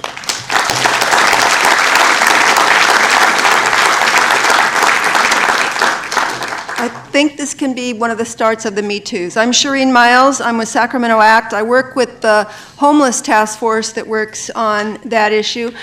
We are having to deal with what the federal government has failed to create, which is a reasonable path to citizenship, because all of these folks would be citizens if they were a way for them to do it. So thank you very much. Please support this measure. Thank you, Shireen. Hi, Bruce. Mayor and City Council members, my name is Bruce Palmer. As Chair of the Jewish Community Relations Council, JCRC, I'm here tonight to support your proposed policy measures on behalf of our immigrant community. JCRC feels strongly that when one part of our community faces discrimination, we all risk facing that discrimination at some point. Therefore, JCRC strongly believes that these policies will promote community well-being, harmony, and prosperity for us all.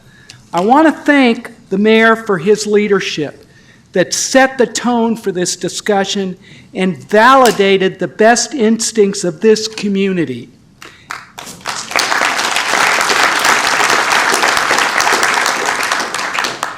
And Council Guerra and members of the City Council for their hard work on this issue. Thank you.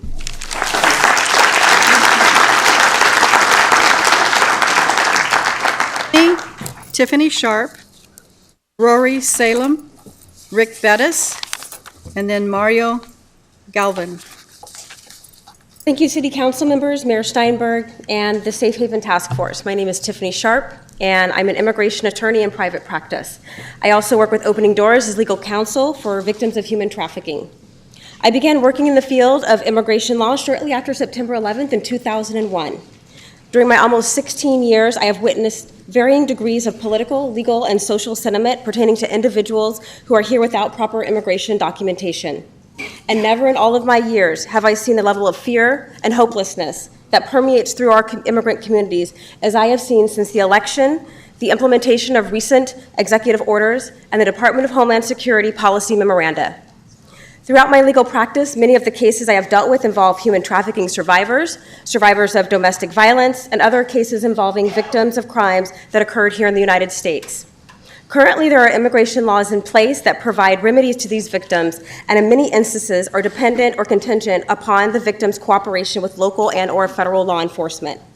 But since the administration has vocalized its stance on finding and removing undocumented individuals from the United States, I have noticed a significant and marked reduction in the willingness of these victims to come forward and report their crimes for fear that they will be detained by ICE and deported from the United States. The lack of willingness to report these crimes and cooperate with law enforcement has a detrimental effect on the safety and security of our communities and our community members, both citizens and non-citizens alike. As attorneys, we do what we can to vigorously represent the communities that we serve. But our resources are limited, and they do not match the passion and dedication for which we represent our valuable yet vulnerable community members. In addition, lack of funding for community outreach makes it difficult for community organizations such as Opening Doors to quell the fears that many face. Therefore, I urge you to adopt a proposed resolution of reaffirming Sacramento as a sanctuary city and to provide funding for legal services and support. Thank you.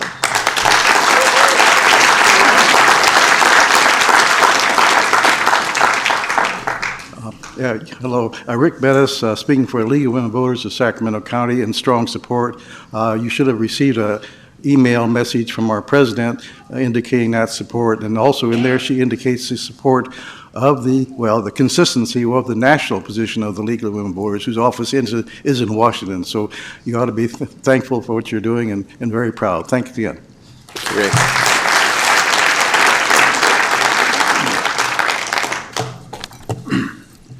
My name is Mario Galvan, and I'm here on behalf of the Zapatista Solidarity Coalition and the Sacramento Immigration Coalition. I support this resolution, but also want to place it in a historic context. Although the resolution opens quoting Sacramento's long history of welcoming and embracing immigrants, the City of Sacramento, the State of California, and the United States of America have other darker chapters that we tend to overlook. The European invasion of the Americas that led to the displacement and decimation of native peoples, the merchandising of black Africans whose descendants, despite being set free in the bloodiest war in American history, were reduced to servitude and second-class citizenship by Jim Crow. The unjust war with Mexico that took away over half of that country's territory, and despite the promises of the Treaty of Guadalupe Hidalgo, robbed Mexican Americans of their land and civil rights, reducing them to a second-class citizenship similar to that of black Americans. And the anti-Asian episodes that include the anti-Chinese riots, the Chinese Exclusion Act, and the internment of U.S. citizens in Japanese descent in concentration camps during the Second World War. In light of this dark history, the current positions being taken by the state of California and the city of Sacramento shine brightly and bring new hope. The crisis of immigrants and refugees is not only in California and the United States, but worldwide, where tens of millions are forced to flee war, poverty, and environmental disasters, and today find the doors of many nations being closed to them. I ask that we reflect on the roles that nations play in creating the conditions that drive people from their homes, whether material forces such as warfare and economic exploitation, or the conceptual forces behind them, such as racism and nationalism, forces that have, for hundreds of years, led to the European domination of the Americas, Africa, and Asia, justified by concepts such as manifest destiny and the white man's burden. But I believe that the great and generous action that we contemplate here this evening, the loving recognition of human rights and needs of all, will mark a turning point in human history. Thank you. Thank you very much.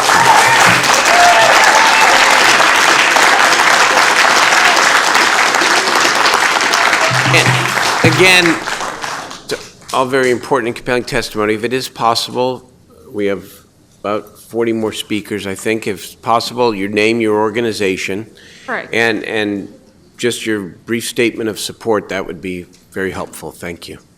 Good afternoon, everyone. My name is Rory Selim. Good afternoon, Mayor and members of the City Council. I'm here to represent Opening Doors, and I'm representing the Immigration Legal Services Program. We provide a wide range of immigration legal services, and for us, this proposal translates into a great hope for people that are living under the cloud, under the uncertainty of not having a legal status. I respectfully urge you for an A vote on this proposal because this represents the ideals of the Constitution of our country, a country of freedom where people can live in liberty. Thank you so much. Thank you. Carolina Flores, Alfonso Ramirez, Efren Gutierrez, and Arturo Aleman. Hi, I'm Carolina Flores. I'm a grandmother, a longtime resident here in Sacramento. I'm very proud of what you have proposed. Thank you, Eric. I knew we'd win when we got you in. And thank you, Mayor. I respect your work through the years that you've done in mental health and for the homeless. So I am very honored to be here before you. Thank you. I'm here simply to ask all of you to support the $300,000 as a beginning fund because this is going to cost a lot of money. You're not going to make it on $300,000 for a while, but it'll start because you've got to also do a lot of outreach work. Before I retired, I did workshops as a social worker to the undocumented about how to prepare not to lose their children when they got deported and what are the different steps that they needed to do. Very simple. You have to continue that. The $300,000 is like just a drop in the bucket of all the things that the city should do to offer the undocumented the support in reality, in the daily support that they need. Getting education, getting advocacy on what their rights are, and helping them in the schools, because some of the schools, I'm telling you, they need a lot of help. I want to thank you very much. $300,000 as a beginning fund. I support you.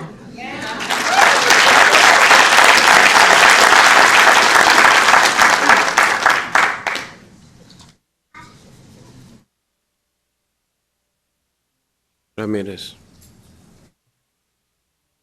Thank you, Mayor Steinberg and fellow council members. My name is Alfonso Ramirez. I live in District 7. I've been in the Pocket area for 37 years now. Briefly, I was born in El Paso, Texas. It's a border town north of Juarez, Mexico. As a child growing up in that border town, in the early and mid 50s, I used to go with my grandmother across the border in a trolley car. And as a young person, you know, I remember it was very easy to get across. You know, things have changed. You know, reasonable people agree that, you know, the way things were back then, and, you know, back in the early 1900s when my grandmother came over with her parents from Chihuahua, Mexico, you know, there was no border. There was free movement during those times. But things are different. I volunteer at Rosemont High School, tutoring and mentoring high school students. Many of them are immigrants, came over with their families, their parents, and their siblings from Mexico and Central American countries. I mean, they came here to avoid the violence, to avoid the policies that this country has pushed for the last 60 years of my life as a person that was born in this country. And they came over for educational opportunities, for job opportunities, to help have a better life. And these kids are committed to be good citizens. They study hard, but they need resources. A lot of them are monolingual. They're barely learning how to speak English. Thank you very much. We need to you know, I wrap it up. support the resolution that you put forward to make the Sacramento city a sanctuary city. And they deserve no less. I know Vice Mayor Jennings is listening. Efren? Again, if we can do sort of the Me Too's, I'd really appreciate it. Okay. Thank you. Buenas noches. Buenas noches. And I would just like to say that my heart is filled with joy to see this chamber filled with the love that we're feeling tonight. I really thank you all. As a business owner, as a property owner, as a tax person, as a person that's grown up in the city, as somebody has run for office as you are now, I feel very proud, and I think we're on the right track, and what you're doing tonight is significant. It is very significant for all our communities, not just the Latino community. All the communities need to know that we care for them, and I think you're on the right path, and that you're doing it right. Gracias. Thank you, Efren.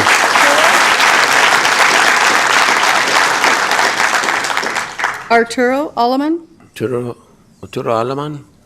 No? Okay. Then the next three speakers, I believe this says Rhonda Rios Kravitz. I'm sorry if I'm not reading that properly. Eric Frame, Howard Lawrence, and Andrea Rosen.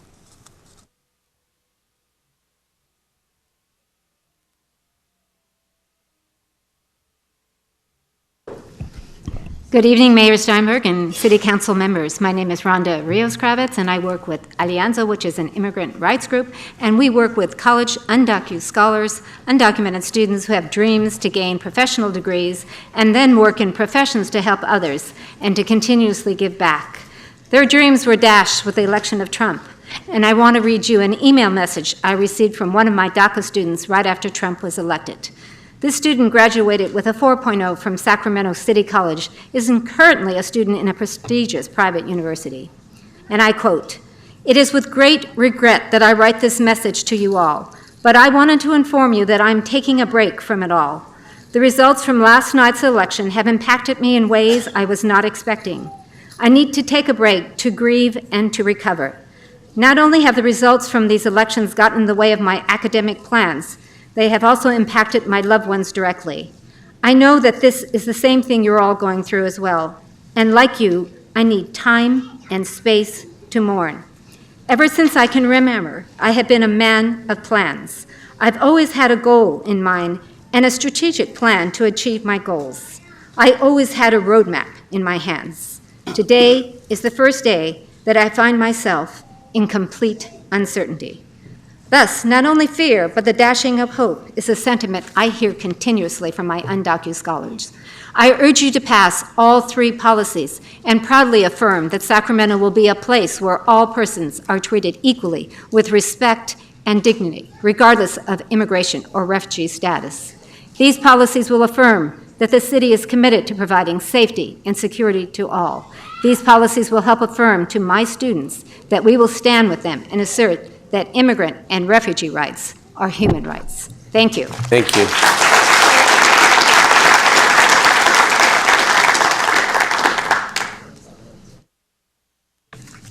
Good evening, Mayor Steinberg, members of Sacramento City Council. My name's Howard Lawrence. And Mayor Steinberg, I want you to know I enthusiastically add my Me Too to the testimony given by Rabbi Alfie.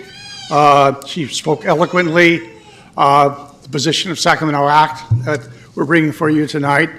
I also would like to, just tell you on a personal basis that I know that Scripture informs us that we need to take care of the stranger, among us, and that our congregation, St. Mark's United Methodist, my congregation, is in the process of discerning whether or not we will join a congregation, B'nai Israel, as a sanctuary congregation.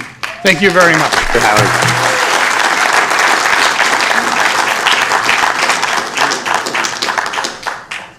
Hello again. Hello. Let's see, a few quick reminders. The cause of the current migrant crisis is the fact that the U.S. government is bombing people from their homes in the Middle East. And elsewhere, I'm sure. Another quick factoid. Mr. Obama deported 3 million human beings while he was in office. This is not a red versus blue fake issue. This is a revolution issue. Let's legalize humanity.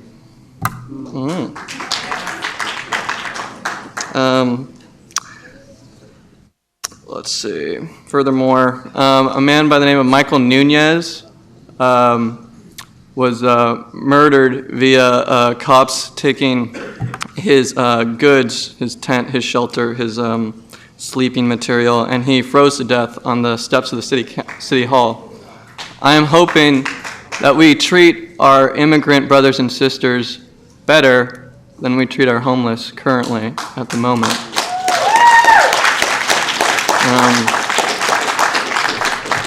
I'll give you guys some seconds. Viva Revolution! Thank you.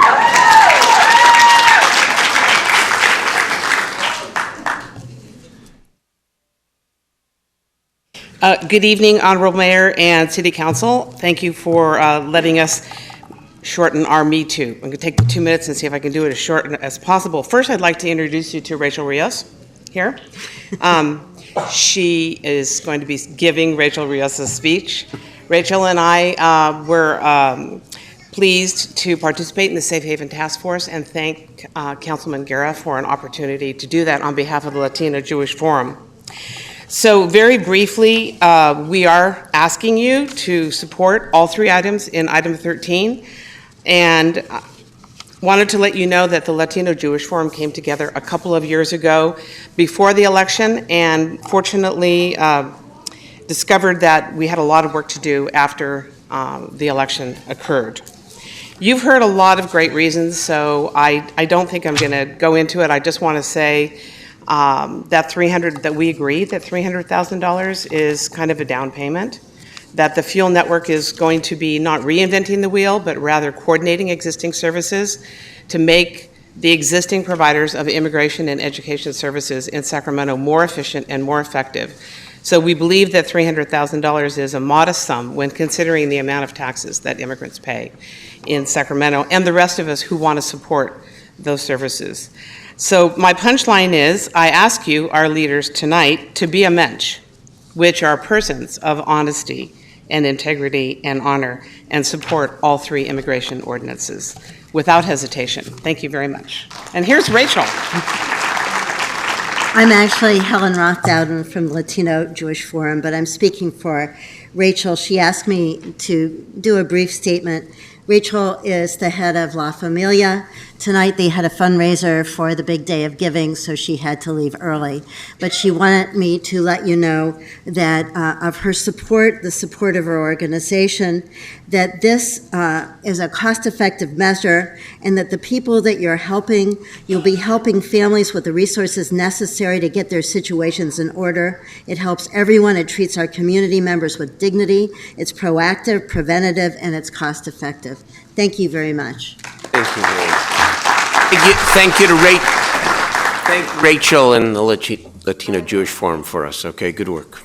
Okay, George Rea, Olivia Daniel, Maria, looks like Sevilla, Ramona Landeros, and then Jeff Otter. Good evening, Mayor. George Raya, the Latino Center Art and Culture, we support. Thank you.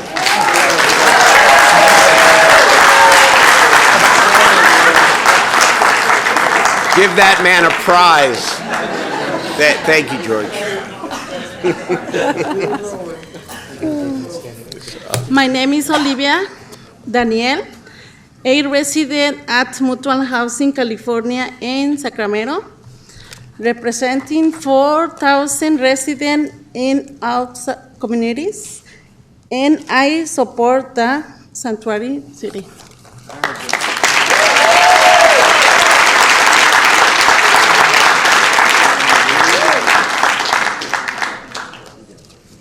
Buenas tardes, mi nombre es María Sevilla y no sé si me puedan dar traductor, por favor. Mariela mejor. ¿Yo le pocho o no? Buenas noches. Buenas noches. Le quiero dar las gracias a todos ustedes por tomarse este tiempo para atendernos. I want to thank you all for taking the time to listening to us. Mi nombre es María Sevilla de nuevo, represento a la Asociación Benito Juárez del Norte de Sacramento. My name is Maria Sevilla and I represent the Benito Juárez Association for the north of Sacramento. Ahora más que nunca es crucial firmar que Sacramento está con nuestros vecinos inmigrantes a través de una línea clara entre los papeles de la Agencia Federal de Migración y nuestro Departamento de Policía. Now more than ever, it's crucial to affirmate that Sacramento will be with our immigrant neighbors and draw a clear line in between the roles the federal immigration agents will play and our police department. Se trata de nuestros valores como ciudadanos. This is about our values as citizens. Cuando nuestros vecinos inmigrantes están en peligro de ser deportados, When our immigrant neighbors are in danger of being deported, debemos estar a su lado, we should be on their side. en lugar de tener políticas que ayuden a dividir las familias y conducir a los inmigrantes a la clandestinidad. Instead of having policies that help divide families and drive immigrants to be hidden. Aunque el señor Trump ha prometido negar fondos federales a las ciudades santuarios, Even though Mr. Trump has promised to withdraw federal funds to sanctuary cities, existe un amplio consenso entre los especialistas legales de que estos serían difíciles. there's a huge consensus in between our community and our legal resources that this would be hard, if not impossible, to do it legally. If we could wrap up, please. Recientemente, un juez de distrito federal en San Francisco se mantuvo presionado por Trump para castigar ciudades santuarios. Recently, a district in the federal district of San Francisco was pressured by President Trump to punish cities, sanctuary cities, and this is a part of that Sacramento would be of. Queremos que nos apoyen, por favor.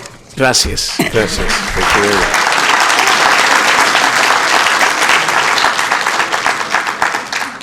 much. Nice to see you. Good evening, Mayor and Council folks.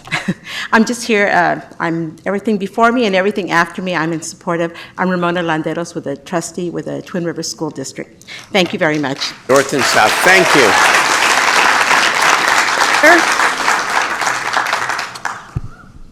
Hi, my name's Jeff Otter. I'm a member of the Sacramento Immigration Task Force. I'm also the committee chair for the Resolutions Committee for the Democratic Party of Sacramento County. I'm also a member of the United Auto Workers. I'm here today to express my deep support for all three items in item number 13. I won't take the 2 minutes, but I do want to say at least this much. So when you undermine the rights of any group of workers, when you terrify any group of workers, you undermine the rights of all workers. We have a city of we have a city with many of our residents who are currently terrified because of the federal administration. They are terrified. I live in South Natomas. I'm hearing this from my neighbors. I'm hearing this from folks at the schools. And you know what I love about Sacramento? I love that Sacramento is a city with a spine. So here's what I expect from my city council. I expect my city council to pass all three of these pieces. And here's why I think that you guys are going to do this. I think you're going to do this because you are not going to let the agents of Donald Trump come into our city and snatch our mamas and papas out of their homes. You're not going to let him come in here and undermine the rights of working people. Thank you.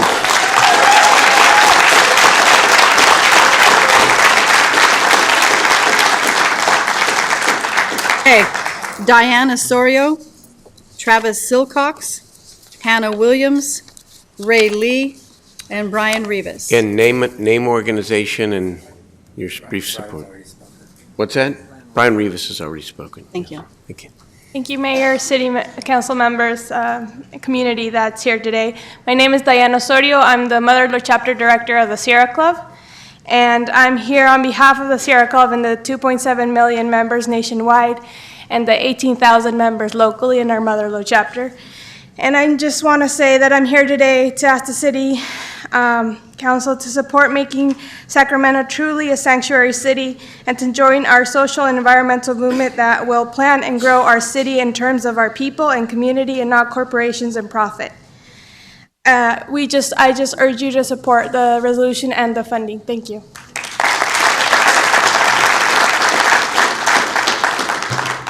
Good evening. My name is Dr. Travis Silcox, and I've taught at Sacramento City College in the English department for 19 years, 14 of those as the Puente English teacher. So as an English teacher, permit me to say I, too, support the resolution. Thank you.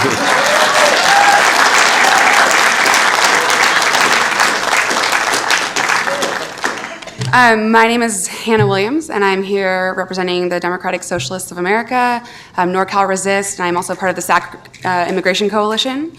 I just have a few things that I wanted to give specific suggestions on. I think that, like Councilman Guetta mentioned earlier, that and when we were talking about the Chinese Exclusion Act, how that was legislation based solely on race and ethnicity, we know that even when it's not written explicitly as that enforcement of laws is statistically based on race and ethnicity. So does ICE enforce the current immigration law, and so does Sheriff Jones aid in that enforcement. I wanted to say that because we know this is the case, that immigrants are often misidentified in sweeps because of the racist enforcement, and should have an option to speak with an attorney before deportation. The $300,000 is so necessary, and what should be done with it, as well as the great proactive ideas that I think are being put forth by our council members, is also an immigration lawyer on call, and we need an emergency immigration lawyer to represent folks, to get behind into the detention centers and speak with them and represent them. The community currently is rising to the occasion. We are collectively organizing ourselves to protect our community, and we know and have ideas on how to, and where the holes are, where we can't help our community, and that is we are not immigration lawyers, unfortunately, and so we need that specialized support. And we also, in addition to needing them for emergency legal support, the ideas of doing Know Your Rights trainings in the city is so great. Those are happening currently, but part of what the immigration lawyer on staff could do is to make sure that our Know Your Rights trainings are always up to date, as we know that the immigration law is currently changing and is a moving target. So that is what I have come to say. So I support this. Please, we need the money. And thank you. Thank you. Ray. Following Ray is Henri Sandu, Desiree Rojas, Braden Murphy, and Fatima Garcia. Go ahead, sir. Sorry, folks, I got 2 pages. Briefly, if you can. Mayor Steinberg and members of the City Council, I appreciate the fact that I'm able here to speak today. My name is Raymond Lee. Sacramento is my hometown. I was born here when Sears came to town. I was here when the Sacramento Solons left. I am here in support of the resolution reaffirming Sacramento as a sanctuary city. There's a cloud that hangs over our community, a cloud that is an outgrowth of an illegitimate, immoral, unjust society, unjust law. I am here to pay respect to my father, my grandfather, and my great-father, all illegals, all undocumented. More importantly, I am here in support of the immigrants of today who play a dominant role in building this country, building this community, and building a future that we all can benefit from. Trump has chosen to repay this with deportation. Deportation is an obscenity. It is in its core, deportation is the destruction of the most basic and fundamental of human relationships, the family. It is nothing less than a crime against nature. On this, as the elderly Jewish gentleman most eloquently said, we must stand on the right side of history. If we take the step forward to defend the most vulnerable among us, we will do the right thing. You will do the right thing. We will join with you in this effort, and you will have our active support. Golden One Center may or may not make Sacramento a world-class city, but it is a sanctuary that makes us great. I hope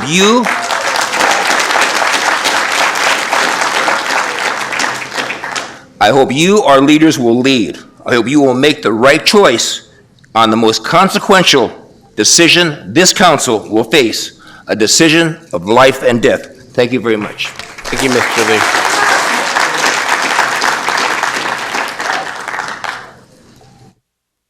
Hello, I am Amrit Sandhu. I am the president of the National Lawyers Guild here in Sacramento. We formed our chapter upon hearing the news that Donald Trump would be, can't even say it, I just really don't like him, but would be living in the White House for some time. We commend your actions to initiate any work necessary to ensure that Sacramentans are feeling physically and emotionally safe under an administration that has caused fear and uncertainty in the lives of many who call Sacramento home. For 3 reasons. We did send our letter earlier this week to all council members, and thank you to Councilmember Guerra for responding and confirming receipt. We are worried about the impact on Dreamers, and I suppose what we really want is a unanimous yes vote at this point. So if there's anyone on council considering a no vote, I hope you'll think about the impact on Dreamers. Outlined on page 4 of your packet that was circulated today. Also, we have serious concerns about the impact of our local police working with ICE and the fear that strikes in our communities. We talk about the fear of deportation, but the fear of just harassment walking down the street. We mustn't cooperate with ICE. I have 17 seconds, so I'll just say $300,000 is a good start for everything outlined on page 7 of 17, the work that 2 attorneys will do. It's not enough. We're providing Know Your Rights trainings constantly throughout the week, and we could use more support. We look forward to working with you, and we encourage a unanimous yes vote. Thank you. Thank you to the Guild. Okay. Next. Desiree Rojas, Desiree Rojas. and then Braden and Fatima and Chris Briano. Mayor Steinberg, the City Council, my name is Desiree Rojas. I am an Assembly District 4 delegate and also the chair of the Women's Committee for LACLA. And recently, I was witness to a very terrorizing event that took place in Sacramento. I first want to point out that in this audience, we have over 40 LACLA members who are Mexican vendors, immigrants of our community. Bienvenidos, por favor, los miembros pueden aparecer.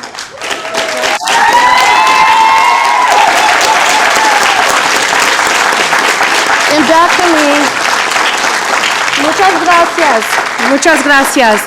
To my left, I have a witness who was there on the day of April 23rd, where the city and the county, in partnership, decided to terrorize these vendors by behaving like ICE agents in our community. I was a witness to it. It was an awful situation. It was ugly. It left me distraught, almost speechless. But more so than that, it left me very sad about what I witnessed in front of me. And let me mention this. First, LACLA supports the adoption of the sanctuary city and the adoption of the legal financial aid, all three items that everyone has been talking about.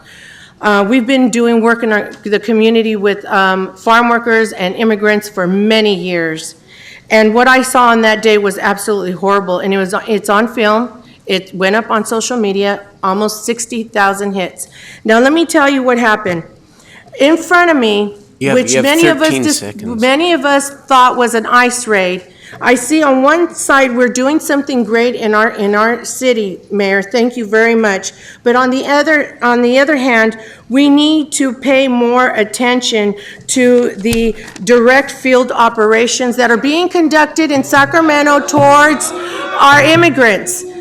Their material and their belongings, all the things that they use to sell hot dogs and what they used to sell in the corner was removed from them immediately under their faces in such a horrible, terrorizing way. Children were crying, families were crying. It happened in front of the Guadalupe Church on the corner, and it was demoralizing and absolutely awful. It was ugly. Ma'am, your time is up. So my point is that if we're going to support the immigrant community, then we need to look about the internal actions that are happening inside of city and county in the way that we treat immigrants. Thank you. So what we are asking for, we're asking for a meeting. Your time is Mayor, up. please, this is important. We are asking for a meeting with you and with the city and with the other partners in the city of Sacramento, like the Chamber of Commerce, like ACT, and like any other organizations. In addition to that, we're already partnering with Los Angeles because the same thing is happening over there, and they're taking action in their cities. So we ask for the partnership with you and the collaboration. I would be happy to meet with you. Thank you. We will be in contact with you. Please set that up. I'd be happy to do it.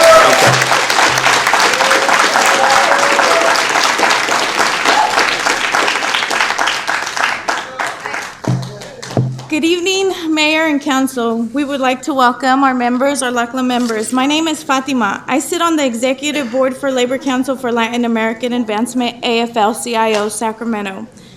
We are here today because these attacks on our communities are causing a lot of fear, and this is the reality of their daily lives. We support and extend our solidarity to all the organizations here today advocating for the most vulnerable. On April 23rd, I witnessed such a traumatic attack by code enforcement and a police officer criminalizing street vendors. The humility these families faced during what seemed to be an ICE raid at our local place of faith, the Guadalupe Church, where it's known to be predominantly Mexican community, is unacceptable. If we're trying to pass a resolution to make Sacramento a sanctuary city, this sent a wave of fear to our community. We must address the root of the problem, the criminalization of immigrants and collaboration of law enforcement with ICE. We want no collaboration between the law enforcement and ICE agents in Sacramento. We asked for a meeting with the mayor, with Mayor Steinberg. We have a moral responsibility to keep families together. No child should be criminalized and incarcerated due to immigration status.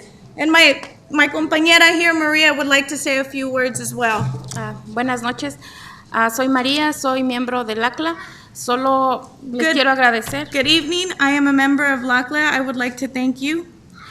Solo quiero pedir la oportunidad para discutir nuestros derechos como miembro de la comunidad, ya que hemos sido tratados con discriminación, se puede decir. We would like to have the opportunity to express our concerns as the community members of the discrimination that we face. En fuerza excesiva. In excessive force.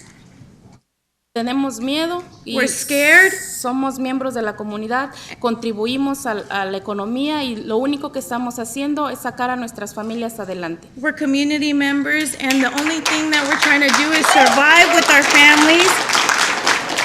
Gracias por su tiempo y solo pedimos una oportunidad para hacer las cosas bien. Thank you for your time, and we only seek the opportunity to do this the right way. very much. Thank you.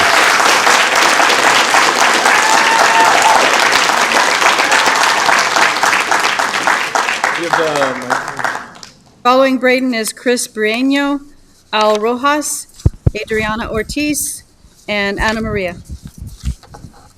Okay, so you're gonna reset that, right? Okay, so I want to start by saying I'm 100% support in all of this because I don't want anybody to feel like they can be criminalized just for existing. There's no way that can be a situation for anybody. I don't want anybody to feel like they cannot sign up for a reduced lunch or food stamps or even enroll their children in school. And so I find this to be a great thing to be done. And I feel sorry for any immigrants that are having to worry all the time as to what can happen with them, where can they be criminalized and not make a wrong mistake. Unfortunately, that's happening every night and every day outside with our homeless citizens. You may have seen lots of homeless citizens as you came to this meeting tonight.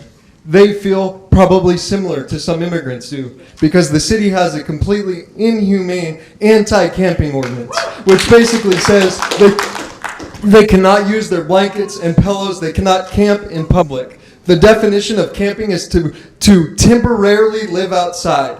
It is a misdemeanor to be homeless in this city. And I would ask that if we pass this resolution tonight, saying that we're an inclusive city that cares about dignity of all of its citizens, that we also motion to make to put it on the agenda to end the camping ordinance so that homeless people don't also have to worry about criminalization. You may think, oh, what are you talking about? I see people with blankets and pillows, even tents sometimes along the waterfront. That is true. They are doing that. But they are doing it illegally. And the anti-camping ordinance gives the police department and the city of Sacramento the ability to handle the homeless as if they are criminals. And all they are doing is trying to survive. It's one thing to continue to not give the funding to the homeless that they deserve, to not give the attention to the homeless that they deserve, and it's one thing to continue to criminalize them by not allowing them to use their blankets and pillows. So if we pass this resolution, I ask that we pass a resolution that will make our homeless people feel safe as well. Thank you.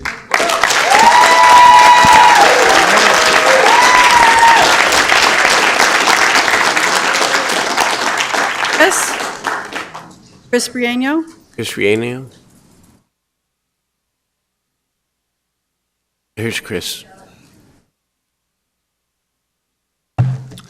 Good evening, Mayor, City Councils, and thank you for being here. On behalf of Dr. Richard Pan, your state senator representing Sacramento, we would like to convey his support for the city's ongoing efforts to protect our immigrant communities. As a son of immigrants himself, Dr. Pan understands how much immigrants mean to the fabric of our city, and that as members of our community, they deserve better than to be targeted, profiled, and scapegoated by xenophobes. That is why Dr. Pan is co-authoring Senate Bill 54, the California Values Act, to help foster a relationship between our immigrant communities and state agencies built on mutual trust and respect. And that is also why Dr. Pan is proudly supporting Senate Bill 6, the Expanding Due Process for All Act, as he believes that we need a justice system that works for all residents and not just some. Dr. Pan is proud of the work that Sacramento has done. He is proud to support Councilmember Eric Guerra, Mayor Steinberg, everybody on the City Council who has tirelessly worked to support immigrants' rights alongside the City Council, alongside everything else. So just as Dr. Pan is proud to support the city's efforts to ensure that legal aid is available to those who need it most during these challenging times in our nation. Thank you so much. Thank you, and please thank Dr. Pan for his strong support. Absolutely. Thank you. Appreciate it. Al Rojas. Al Rojas? Adrian. Oh, Here's Al. Here's Al over here.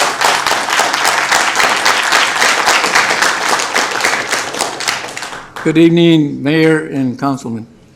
I want to say really proud of the fact that the City Council has taken the time to speak to the community on this very, very important issue.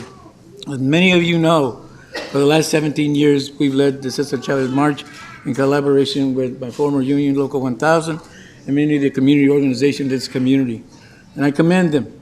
Commend them also for this last Monday, this tremendous successful May Day March, which brought in all the communities together. I just want to say to you that the the young lady that was before you just a few minutes ago, spoke in Spanish to you, was talking about an incident in this video that was recorded. I urge you to see it. I saw it, and having had state service for 27 years, we know that in this process, and there's procedure, how you conduct yourself with people in the community that don't understand English. And when you have this chaotic situation there, and the police officer there in charge, what it looks like, lost control of the situation. It could have been a situation that got way beyond that, or maybe arrest. People were threatened of arrest, and you can see the video, and I think that is unbecoming to people who don't understand the English language, and they're being told, they're taking their personal belongings from inside their cars and trucks and hauling them away as if they had been really, truly criminals, when they hadn't done anything else but was trying to, find some communication by trying to resolve the issue without having to have blown up. I asked the city council, mayor, you've already indicated that you're interested in having a meeting with them. I would strongly encourage you to have a meeting with them. They are our members. They're your members. They're members of the community. They're hardworking people. If you know Mexico and you've been to Mexico, they earn their livings out in the streets selling tacos and burritos, and sometimes we all eat them when we're out there and visiting in Mexico, and likewise here when they're selling ice cream. Thanks, Mr. Rojas. In their little trucks. Anyway, thank you very much. Thank you very much. Hopefully we get this done. Thank you.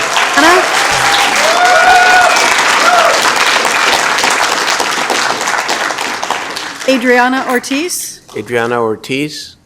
Ana Maria. Here's Adriana. Ms. Ortiz. Welcome. Hi, I'm kind of scared. Hello, Mr. Mayor Steinberg and City Council. Some of you may recognize me as I used to visit many of you, all of you, some of you, many Tuesdays in support of an entertainment and sports complex. I never felt the need to speak in those meetings as there were many in our group who prepared speeches.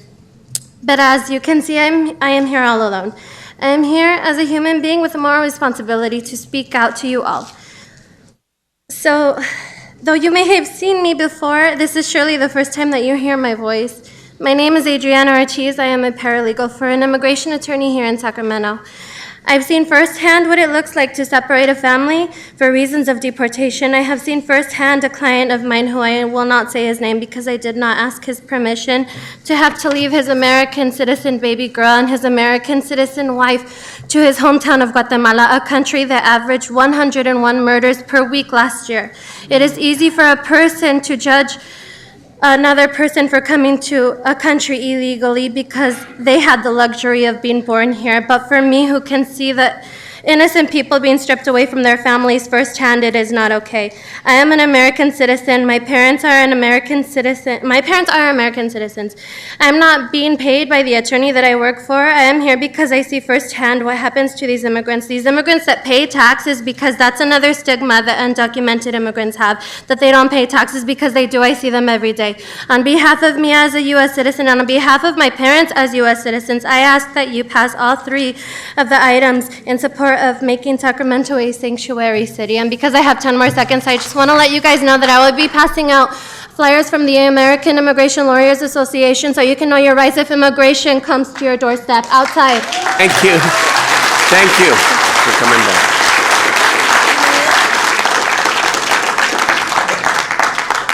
After Ana Maria Zedson Perez, Linda Tenerowitz, Denise Tugati. Buenas tardes o buenas noches. Good evening, Mayor and City Council. I am for a sanctuary city. What does that mean to me? It's a place where people are not being deported. It's a place where people, like the vendors in the audience, where they can sell their food to support their families. It's a place where the homeless, where the police are not victimizing them.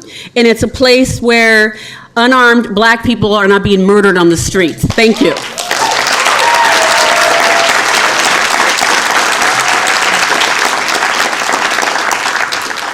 We have 5 more speakers. Go ahead. Good evening, Mr. Mayor, council members. Thank you for hearing this today. My name is Edson Perez, and I'm the president of a new organization called the Latinx Young Democrats of Sacramento. And thank you. So we're a new organization made up of energized young people that want to do good for the community. We already have over 100 members, and we fully support this measure. And I just wanted to, I'm here today because a lot of our members have family members that are undocumented, and they hear the hardships that they go through every day. Just wanted to give one quick example. In my own family, I have a cousin-in-law. He's been here over 15 years, raising his daughter here, provides for his family. But because he's not completely fluent in English, he gets stereotyped very often. One time, he couldn't even pick up his daughter from her school because there was a new teacher who didn't trust him because of the way he looked, the way he talked, even though everything was on file and correct. So nothing came out of it, but if this teacher had been more skeptical or scared and had called the police, things could have escalated very quickly. And so we know that stereotyping happens to everyone, it happens all the time, but for this vulnerable population, things can get really bad really quickly. And so we fully support the funding proposed today, and I'm proud to live in a city that takes a stand against what's happening, the hateful rhetoric and the hateful policies coming down from the federal administration. And I hope we can continue to do that at the city, at the county, and at the state level. So thank you for your efforts today.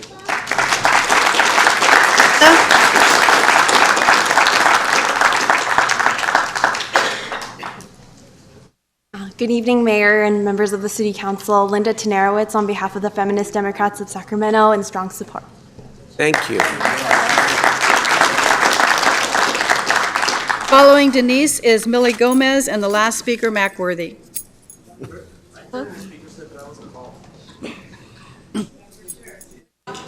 For this item. On this item number 13. Okay. I had the officer come bring it in while I was in the line. Okay.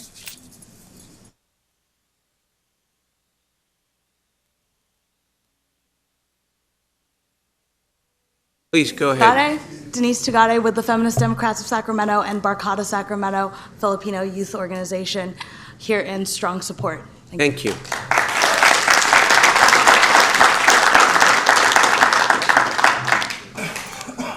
Well, first of all, thank you, Mayor and City Council members, for your leadership. My name is Millie Gomez. I'm here representing the nonprofit organization Opening Doors, where I'm the Financial Literacy Program Coordinator, and I work very closely with the immigrant and refugee community every day. And I'm here to express my deep support for this proposal. Thank you. Thank you. Mr. Worthy, Mr. Clark, you can come up next. Yes. My name is Mac Worthy. I'm here to support the Constitution of the United States. That's what I'm here for tonight. That's what I'm speaking to. People, don't forget the Constitution of the United States, and our law is only theory and philosophy. The kids who went out of here is being misled, and you all mislead them. Illegal is illegal. It's just as a no trespassing sign. You cross that, I can take you to jail because you violated the law. And that's the same thing when you come to America, you violated the law. You are a criminal then. It's not been proven, but therefore you know. No borders, no walls, Matt. That you know when you cross that. Excuse me. You can't chat out from the audience, please.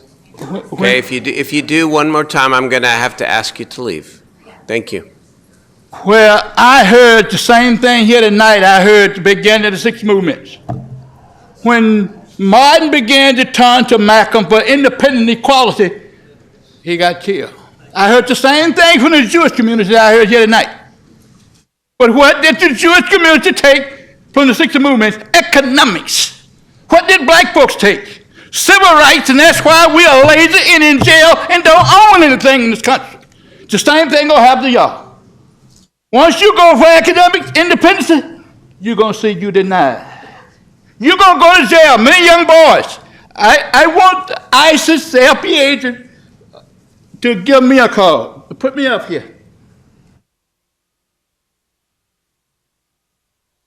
I don't do business on the phone. We want to sit down with you all because when we was over there with the county, we couldn't hear nothing. I want to sit down with these people and talk. I want to go to some neighborhood. I got Hispanic grandkids. Somebody to come back here, well educated. You are misleading these people here. The law is theory and philosophy, and 6, you didn't do your job.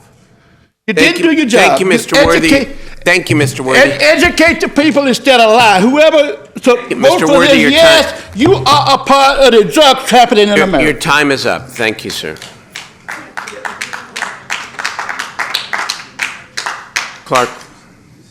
So first I want to say, it's kind of nice that I'm going to be speaking on an item where I'm not just going off about the camping ordinance that criminalizes homelessness in this city, because right now I get to actually say thank you for pushing forward a positive thing that's actually going to help residents in our city be able to sleep safely at night, which is important. All citizens within all residents of our city should have the right to be able to sleep safely at night without fear of raids, without fear of being taken to jail or deported over things like their housing or resident status. And I'm hoping that as we move forward with this, not only do we pass all three of these resolutions, to guarantee the right to sanctuary, but also one to help fund giving these motions some teeth so that they can actually do something more than just the superficial, hey, we agree with this thing. And I hope moving forward that we grant the same sanctuary to all Sacramento residents, whether they be based on their immigrant status, their housing status, or any other status that may lead to a discriminatory statute against them, such as the camping ordinance. So please look forward to seeing more people standing up for themselves, and please pass this motion, or all three of these motions, because it's imperative that we treat all Sacramento citizens with respect and dignity. And no nations, no borders. Ma'am, did you submit a speaker slip? Ma'am? I know you don't want to speak. The council rule is that you have to submit a speaker slip in order. Others out there, they turned in their speaker slips to They- the officer. Excuse me, they turned them in, they may have turned them in late. I'll give you the opportunity to say a few words. I'm just asking, though, Go ahead, ma'am. Thank you very much. Go ahead, I will ma'am. make it short. Go ahead, ma'am. I support Your name resolution. first. My name is Nahed Kabani. Okay. One word for love and peace through media, public relation, education, through media, public relation, outreach, and partnership with other organizations. Okay. We talk about refugees and immigrants. Latest refugees, legally refugees, have trouble now. We have to support inside details. They have nice service and they are happy to come to the United States, opening doors all here, and they know what is in it for those as package and things. Now they face something. They all big families, and they came to have apartments and living and things within 3 months. Now they have to leave their apartments because it's small for 10 people or 8 people, and cash money they don't have. People to support them they don't have, and we have to support them somehow. We need to educate them through media also with their languages. We have a lot to do. Please support us through your financial things. Thank you. Thank you, ma'am. Thank you very much. Okay. I'm going to turn it back to the city council now. I'm sorry. No, you're not. Do you want to hear what happened? Because we gave an officer said. No, I'm sorry. You can. You're welcome to speak during public comment, Nikki. Of course, and that he checked in, and that we would be able to speak on the item because it was still before the item. But we were Nikki, Nikki, you are welcome to speak during public testimony. And so that's why. Otherwise, you're welcome to speak. Okay. Are you ready? Okay. No, hold on here. No. Okay, if you want to. Yeah, thank you. There was a line of people. The woman that you just lectured about turning in a speaker slip, she turned in a speaker slip. Hold on. Hold on here. Hold on. How many people wanted to speak on this item that submitted the speaker slip allegedly late? Okay. The officer told us it would not be So late. let's do it. We're going to do this right. Tristan, this woman, and Nikki will be the last 3 speakers. Go ahead. Speak. 2 minutes apiece. And then we'll move on to the council deliberation. So Okay? first we have to battle through your suppressive attitudes to Excuse get. me. Go ahead. So first we have to battle through your suppressive attitudes to get us to the place where we can even share our voices. We also have to battle through your continued insistence that me too, we need to say me too, me too. You know, every one of these people has so is an expert and a resource to you. When these people come and share from their hearts the realities of their community, you should be blessed. You should listen. I might remind you, it's an early night. It's 8:22. You're going to go home after this. These people came with their hearts, and for you to continuously, because you feel that you agree with them, I understand you feel that you agree with them. It does not mean that you know what they are going to say. It does not mean that you need to take away the power that is speaking and having agency in their own lives to share with their elected officials what's going on. You should be up here empowering that in communities that come here to engage civically. You should be giving support to that.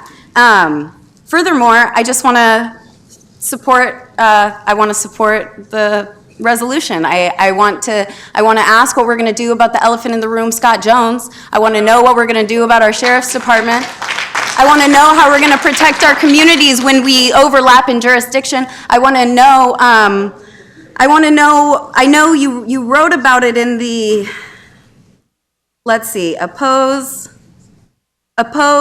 efforts by law enforcement agencies that abuse discretion, including but not limited to unfairly targeting, threatening, intimidating, otherwise harassing people because of their citizenship and or immigration status.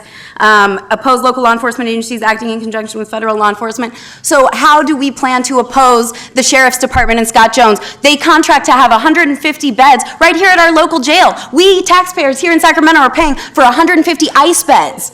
And I want to know what we're going to do about that as a community that stands against it. What are we going to do? And I want to say also that with the anti-camping ordinance, for undocumented folks who are experiencing homelessness, the anti-camping ordinance automatically triggers deportation if they get a guilty. So think about that. Thank you. Thank you. Yes, ma'am. State your name if you would, please. Maria Grijalva, former West Sacramento City Council candidate. Thank you so much for your patience. I wanted to let you know what my personal experience had been with ICE, and this is not something that's very common knowledge.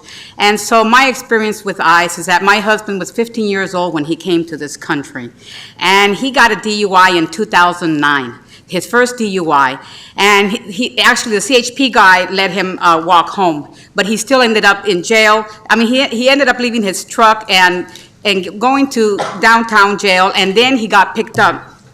When I went to ICE, let me tell you, Mr. Steinberg, what happened. When I went to ICE and I said, I am an American, I am a Native American, I would like a bail hearing. And they said, ma'am, it's too late. He's already signed the deportation order. And I said, no, that's impossible. He's illiterate in English and Spanish.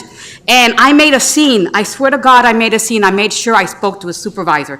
The supervisor comes over and he goes, ma'am, he already signed the voluntary departure form. I said, we would like to rescind it. And he said, it's too late, ma'am. And he just walked away and ruined my life. I spent 10 years writing resolutions for the state of California. I wrote DNV resolutions for the state of California for 10 years. And can you imagine from one day to the other, a very professional landscaper that was servicing probably all of you guys' homes, out the door. I mean, a manicure landscaper. And my income got cut in half. So you just need to be informed why this is so important and not to rush us out. You've got something better to do?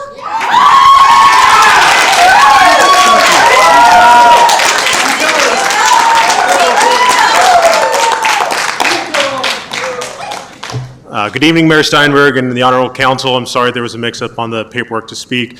My name is Tristan Brown, and while I'm a lobbyist with the California Federation of Teachers on the state level, and we support SB 54 and 6, I'm here tonight just as a resident of Sacramento. And I've come to tonight to witness our distinguished council affirm a set of values of Sacramento. Our home is lucky to have one of the most diverse populations in the nation, and moreover, Sacramento is also one of the most integrated cities in the country, a trend that I hope continues into the future as we discuss our other issues surrounding our city's development and affordable housing. Regardless, tonight this council decides whether to make a statement to policymakers in this country, in our state, and especially in our county. More importantly, this council can make a statement to the many struggling, hardworking, law-abiding, tax-paying, and essential service-providing human beings living among us who are not as fortunate as myself to have been born on one side of a line over another. I'm proud to say that our city is considering assistance to those being targeted by obtuse and inhumane federal policies. This country was founded on the necessity for due process of law, and while we still have more work to do to protect the rights of Black, brown, Asian, female, Native, and LGBTQ lives in our nation, the progress made possible here tonight is a monumental affirmation that we reject the notion that people can simply be swept away. Opponents to sanctuary policies suggest that it might diminish our public safety. I'd like to point out that the crime rate of immigration populations are far lower than that of the average population. Folks on that side suggest that deportation is actually the enforcement of justice, but deportation is not justice. If there is a criminal in our system, then we should use our system as intended for corrections, rehabilitation, and especially education, not as a travel service for the Immigration Enforcement Agency. We can make a statement to those who live in fear of being rounded up like chattel that we respect their many contributions to our community, the sanctity of keeping families together, and the violence that they have once fled to come to this community. And if anyone is wavering on this, I would just like to say that we can be on the side of humanity, we are on the side of justice, we are on the side of children, workers, mothers, fathers, immigrants, and we do this by way of the gift of intelligent reason given to us by a Creator. I thank you and urge the passage of item 13. Thank you.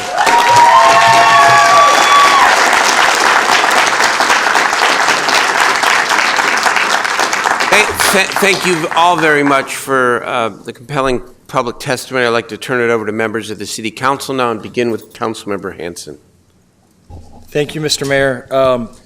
I first just want to thank Arturo Sanchez in particular, our Assistant City Manager, who did so much of the staff work on this. Arturo, you've done a phenomenal job working with the community, and you deserve our appreciation.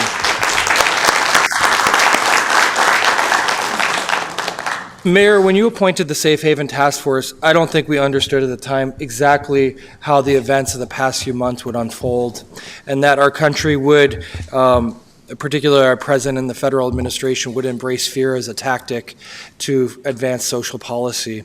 That is a tactic that was used against so many other communities over the course of the history of our country, but it has always failed. And it has failed particularly because many good people have fought back. And it has only succeeded for the times that people have not stood up for each other. It was just yesterday morning, Councilmember Guerra, myself, and a few other people went to the African American History Museum in Washington, D.C. And we started at the beginning of the slave trade and learned just all of the details about how the economic advantage was taken for these particular folks who were brought here overseas, enslaved, so that our country could be more prosperous. That tradition is partially why I think we have to stand up today, because also, as Councilman Guerra mentioned, not just the Chinese Exclusion Act, but it was just a little over a year ago that this council repealed that resolution that we passed in 1941 embracing the internment of our own citizens who are of Japanese heritage.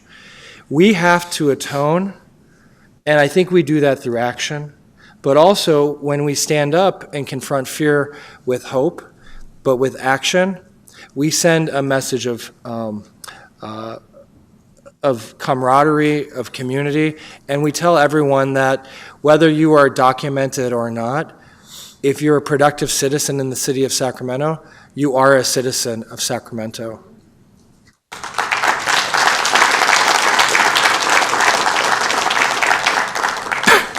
These are our housekeepers, our gardeners, our restaurant workers, our farm workers. There are janitors, there are dreamers, and Principal Gadina, Dr. Gadina, you know, I was so moved earlier in a way that I didn't anticipate when I heard that parents had come to you fearful of the deportation of their children, asking you to take custody of those children should they disappear in the night. That is one of the scariest things I can ever imagine. In 1941, Franklin Roosevelt talked about 4 essential human freedoms. One of them was the freedom from fear. And Norman Rockwell did a painting of that. And it was parents at night tucking their children into bed. Can you imagine tucking your children into bed and not knowing if you would be there in the morning to help them get to school or who would look after them? That is not a society I want to live in. That is not a society that this city stands for. Our history as a city is based on the values of embracing people regardless of where they've come from. We haven't always done well by them, but this is a chance for this council to stand united against fear, against force, and protect those citizens in our midst. And I know people will quibble over the money, but I'll tell you, in our society, talk is cheap, particularly in politics. When we spend money on something, it says we care about something. And if we don't spend money, it means we don't care. In a city whose general fund and Measure U funds are roughly $500 million, this $300,000 is 6/100ths of 1%. Not 1%, not 1/10 of 1%, 6/100ths of 1%. Think about all the tax dollars that these folks pay, knowing that they will never get the benefit of a society who takes them every day for their labor and doesn't give back to them. Now, I'm not saying that I support sometimes the way people got here, but they're here, and they are our people. I think that many of you know, and we didn't talk about this clearly, crossing the border is a misdemeanor. I have a friend who is HIV positive. He was ripped from his family because he was pulled over in a traffic stop for a taillight. He was shipped to Southern California and incarcerated in a facility at San Pedro without access to his HIV medications, without access to his children. Tell me how that is the society we want to live in. People will say that we should spend this money on something else. Well, we spend money on lots of other things. This is an important thing. This is within the duties. When we swore, and each of us, when we got elected, we swore to uphold the Constitution, federal and state, and the laws and the values of the city of Sacramento. This is absolutely, just like when under Mayor Cerna, we created Sacramento Covered to help bring health care to the children in our community. When we, Mayor Steinberg, during your tenure, created 4th R and START, as we work on homelessness, people would argue every day that those aren't the responsibilities of the city. But it is our fundamental duty to protect the health, safety, and welfare of our people. And as I hope we tonight can atone for those bad things that we've done before by doing something good, this is an exigent crisis. So while Mr. Guerra and Arturo, I appreciate that you articulated how this is part of the budget process, this is an emergency situation. This is not normal. And when we begin to treat things that are abnormal as normal, we begin to tolerate the violence and the motivations that are the worst impulses among us. And I just don't think we can waste time.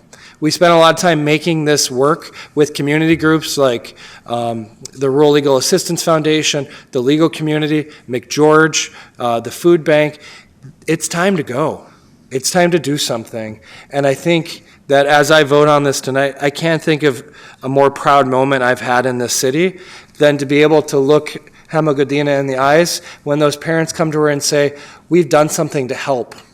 Because she shouldn't have to look after somebody's children who are ripped from whose parents were ripped away.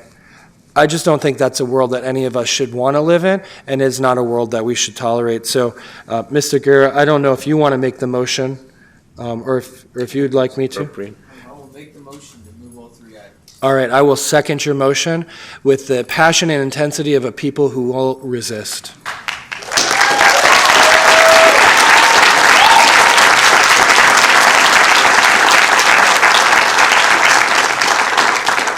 Thank you, Councilmember Hanson. Councilmember Carr. Thank you, Mr. Mayor. We have 3 different issues in front of us. I appreciate the people who came out, especially you, Luis Cespedes, for explaining the law, admin versus criminal. I think you did a great job of making that clear. I wish I could say the policy was as clear as your explanation. The policy that I'm looking at, and I've read it maybe 20 times, is, I'll give you an example.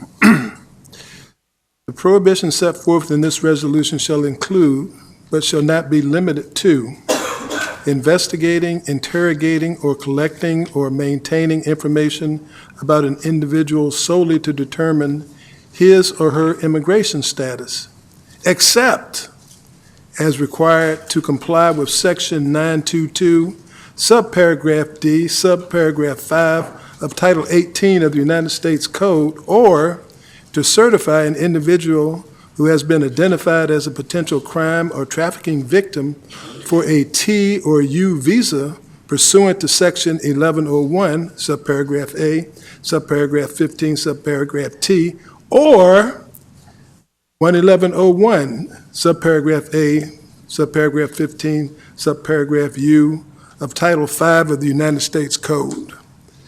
Now, we have some lawyers on our council, and we have some people who are in charge of writing state legislation. But for me as a city councilman, this is not at all clear. And I find the language of it duplicative. For example, it says we shouldn't arrest, detain anyone for an alleged violation of civil immigration laws. And then 2 paragraphs down, it says we should notify the government about these people that we say we're not going to arrest or detain. So it duplicates itself in many instances. We usually send things through the Law and Ledge Committee, and I assume that in that committee they clean up language like this to make it clear, so not only councilmen can understand, and women, but so the public can understand exactly what it's saying. That being said, those issues don't rise to the level that would make me vote against this. You have articulated the position so well, I don't need to repeat them, all the things that were said. I do have a couple of questions, though, on, since we're going to consider them all at one fell swoop. In the platform overview, it says we're going to send a national message of unity and inclusion by joining the United States Welcoming Cities and Counties Network. What is that I'm voting to sign us up to do? Sanchez? Through the chair to Vice Mayor Carr's question, there has been, in my work with the task force, it may be best to ask one of the task force members who might have more information about this to come forward, but my understanding of this particular issue is that member municipalities have come together to form a coalition, a network of cities who are taking similar stands to the city of Sacramento in this particular case, and essentially agreeing to support one another in their efforts to both lobby and to both state and federally to support their immigrant populations. An example of that is a foundation by the name of the Vera Institute has started a grant that we have submitted a letter of interest just as a placeholder, where they will provide technical assistance and support to municipalities who take stands like this, to the nonprofits that are identified as partners with the city. And so cities and foundations and other private entities are looking to support municipalities in their efforts to protect their immigrant populations. Is there a fee associated with joining this organization? Not to my knowledge, but I can reconfirm for you, sir. On the fuel network, I understand what we're doing here tonight is saying, yes, we're going to fence some money in, and we will consider that during the budget hearing. But the council vote tonight on the third piece of this will indicate that we intend to pass the $300,000 as part of the 17-18 budget. Correct. And when that comes back, we're going to need some fleshing out of that issue. For example, the MOU that we would have to develop between us and the nonprofit should make some statements about the frequency of these contributions.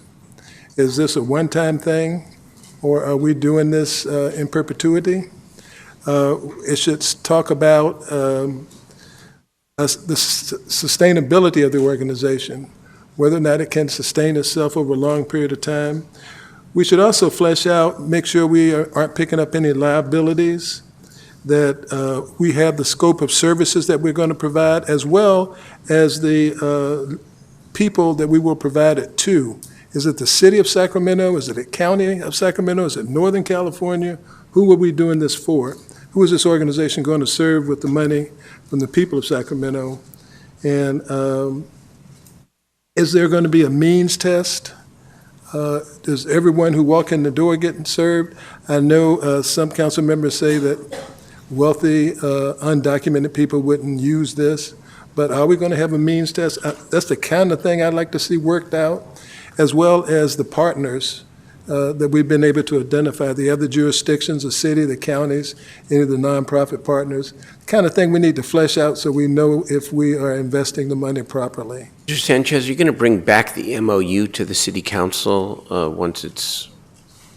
I can, not sir. not for a vote, not saying for a vote, just for information purpose. You'll share the MOU with the members. Provide the scope of services and what is negotiated in a memo prior to executing the contract, and then if the council chose to instead have us bring back, then we can. I don't think this is going to need to come back for council consideration, but I do think to the public and to the members of the council to present it to us in draft form, and if a member has an individual issue, they can talk to you about it. But this tonight is intended to be action, self-executing, with a little bit of that feedback once you actually have the scope as you just described it. If we can see that, it would be okay. It would be informative to me on the budget vote if we could see that.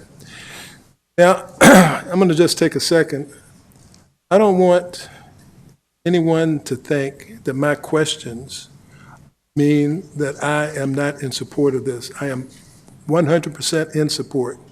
And having belonged to a group that was ostracized, victimized, enslaved, treated as not a citizen, but 3/4 of a citizen, or 2/3, or whatever one that historians will tell you, 3/5 of a citizen. I understand that. I get it. I get it. But we still have to vote on the words on the piece of paper. And it's important for us, it's important for me to understand what these words mean and what we're committing ourselves to. So thank you, everybody who participated in the discussion tonight. Very informative. Happy to support it. Congratulations to Councilmember Guerra and the staff who worked on this for so long. I know it's a hard project to work on, but we are really appreciative of what you have brought forward. And Sacramento has to remain a sanctuary city, and I'm glad to support the renewal of that 1985 ordinance. Thank you very much, Councilman. Councilmember Harris. Thank you, Mayor. I'd like to thank all the people who made very compelling testimony tonight. You know, I know of one person here whose parents were deported when he was 6, and he was born in America, an American citizen, and returned to the country with a relative. So his life would have had a very different trajectory had it not been by the amnesty offered by President Reagan back in the 80s. This is not the first time we've visited this issue. We've been wrestling with this issue for decades. Things have changed a little bit with the change in administration at the federal level. What we're looking to do here, I think, is really, and at the heart of this resolution, is to say that we will reject commandeering of our local resources by the federal government to do the work of ICE. And I think that that's a fair consideration. That's really not in our purview. And if you read the reso, you'll see that we are in no way condoning or defending people who commit crimes, who are undocumented and commit crimes, and trying to prevent their deportations. That's not what this resolution is about. It's about creating certainty about our immigration laws, which was the direction President Obama was taking when he created DACA. And now we have uncertainty created by a new administration threatening that movement towards comprehensive immigration. And comprehensive immigration is the only way we get through this whole conundrum. So in our small way, in our local jurisdiction, we create this resolution so that people can have some certainty, so that people don't have their parents taken from them. We already know that many children of immigrants become incredibly productive citizens, and they have opportunities here that they might not have had in their home country, and excel and become great citizens of America.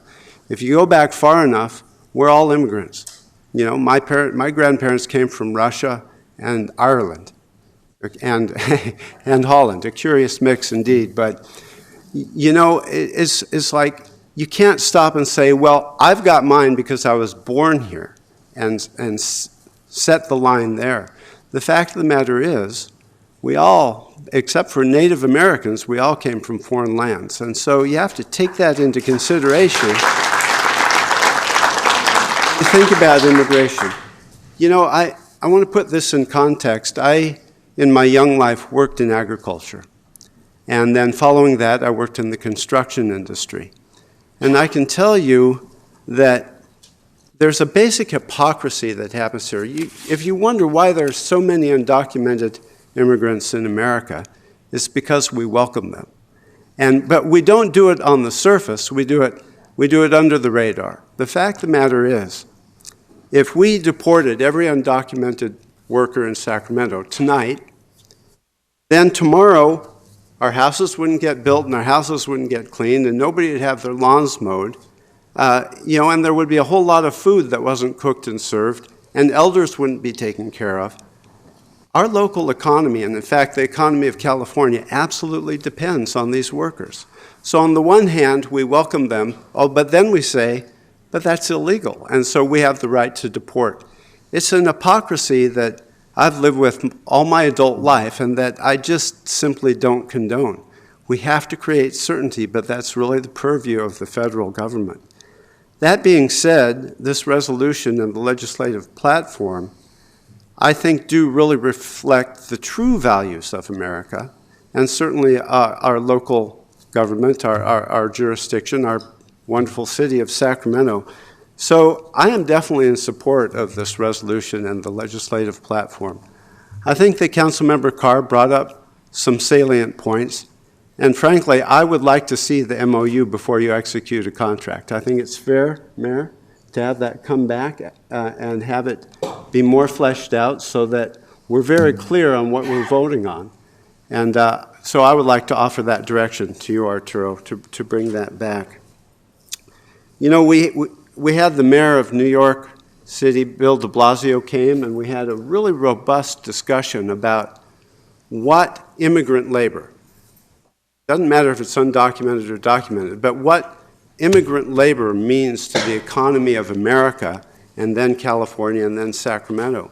There were business leaders present, there were labor leaders present and electeds, and we all agreed unanimously that without immigrant labor, frankly, the economy would probably collapse.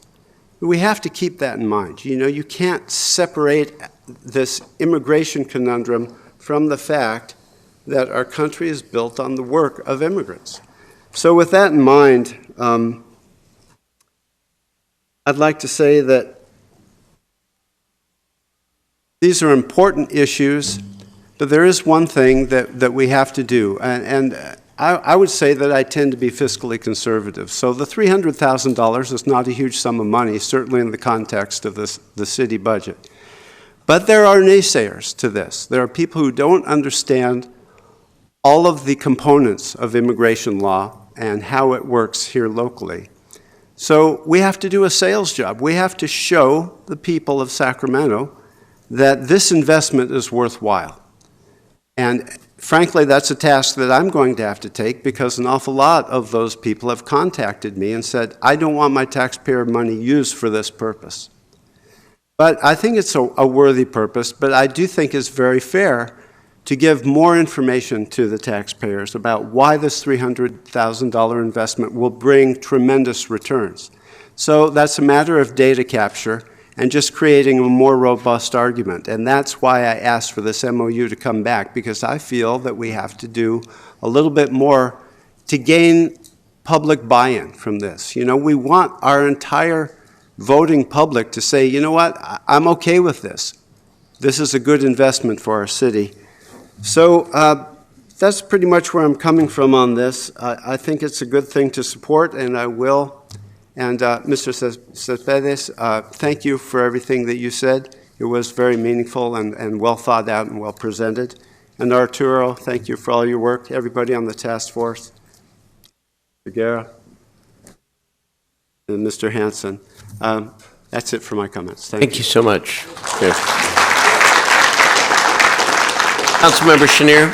Jeff, there's one of your fans over there in the window. Thank you, Mayor. It's all right. Let's keep the meeting going here. Come on. Jay? Yeah. So I just want to say a couple of things because I think that the folks who testified actually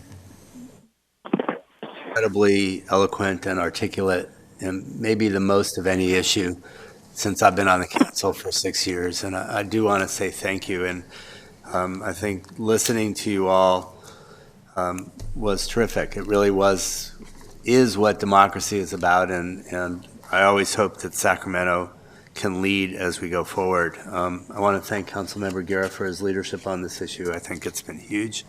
And Mr. Sanchez, I'm so happy that you're working with us here in Sacramento. You've been a great value add to what we're trying to do here.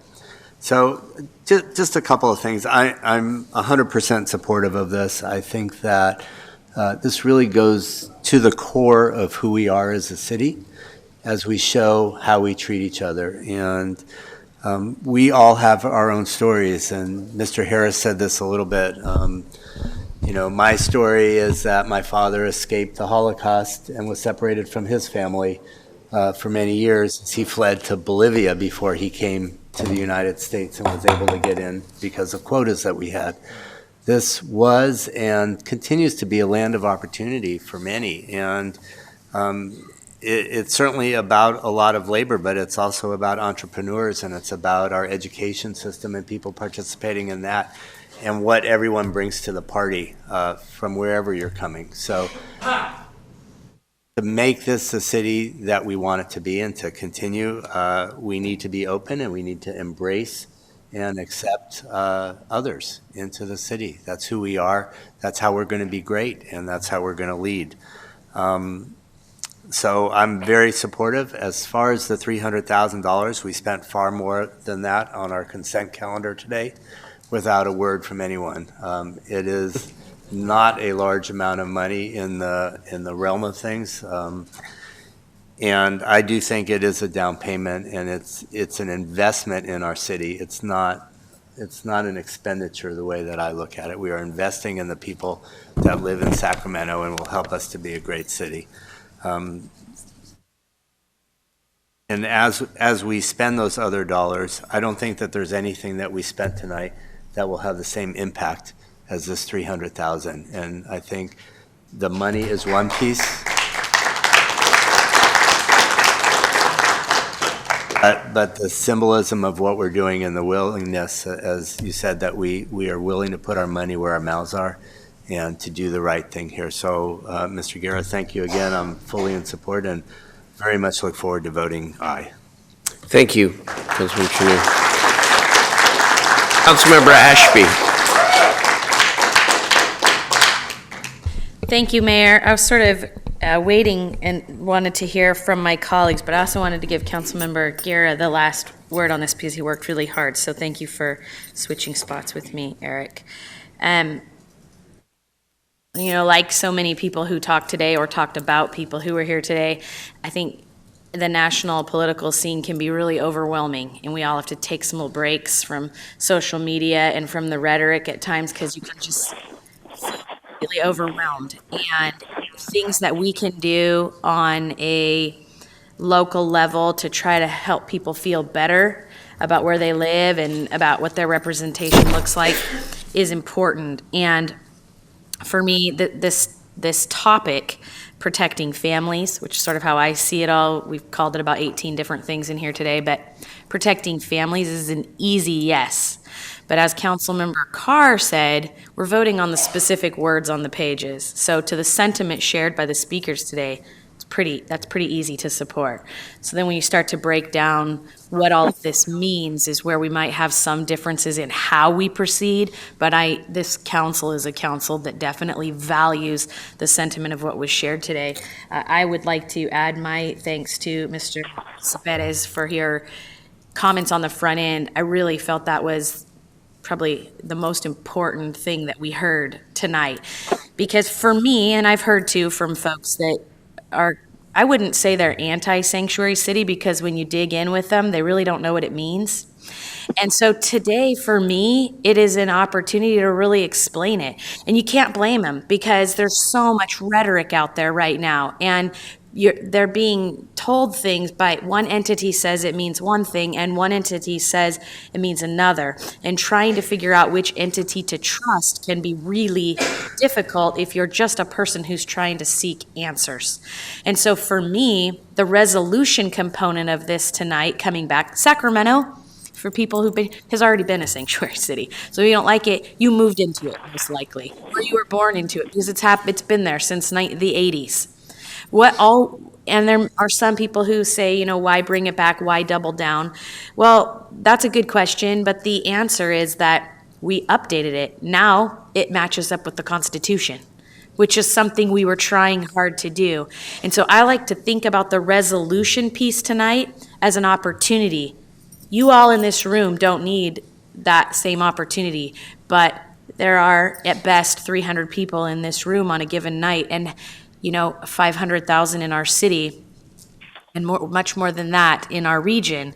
And they need an opportunity to hear what you already know. You've spent a lifetime learning, and many of you are experts in this field. And I just think it's incredibly important to kind of tick off a couple of things about the resolution that may squash fears for other people too, in another way, in a totally different way. And so the first of that is obviously that the update to our 1980s policy makes us compliant with federal constitutional law. We weren't before. That's important. We all can agree on that. It reiterates a position originally championed by law enforcement. I mean, so many people take this conversation to be anti-law enforcement or divisive between law. It's not. The original discussion, actually, if you ever have a chance to look up the major cities' chiefs' position paper on this, they're the ones that asked for it because they wanted folks to feel better about living in their communities and talking to law enforcement. They couldn't get information out of people who were scared that if they participated in government, that something bad would happen to them, even though they had not broken any law. So this is not a divide. This is not a divide. This is about reinforcing something that law enforcement asked for to begin with. And I think that is critically important for some people, because it is not it's not pitting immigrants against law enforcement. It is literally listening to what law enforcement has said over decades about how they could better interact with immigrant populations. It also recognizes that we value our local immigration community and reiterates a very important thing that I think you said that is the most important thing, and probably the thing that is most misunderstood, is that in and of itself, being an undocumented immigrant is not a crime. This is the crux of the misunderstanding for people. They think we put a sanctuary city position in place and it protects people who have committed a crime. It does not.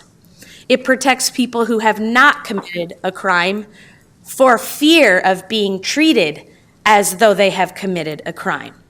I know it's a nuanced difference, but it's so important.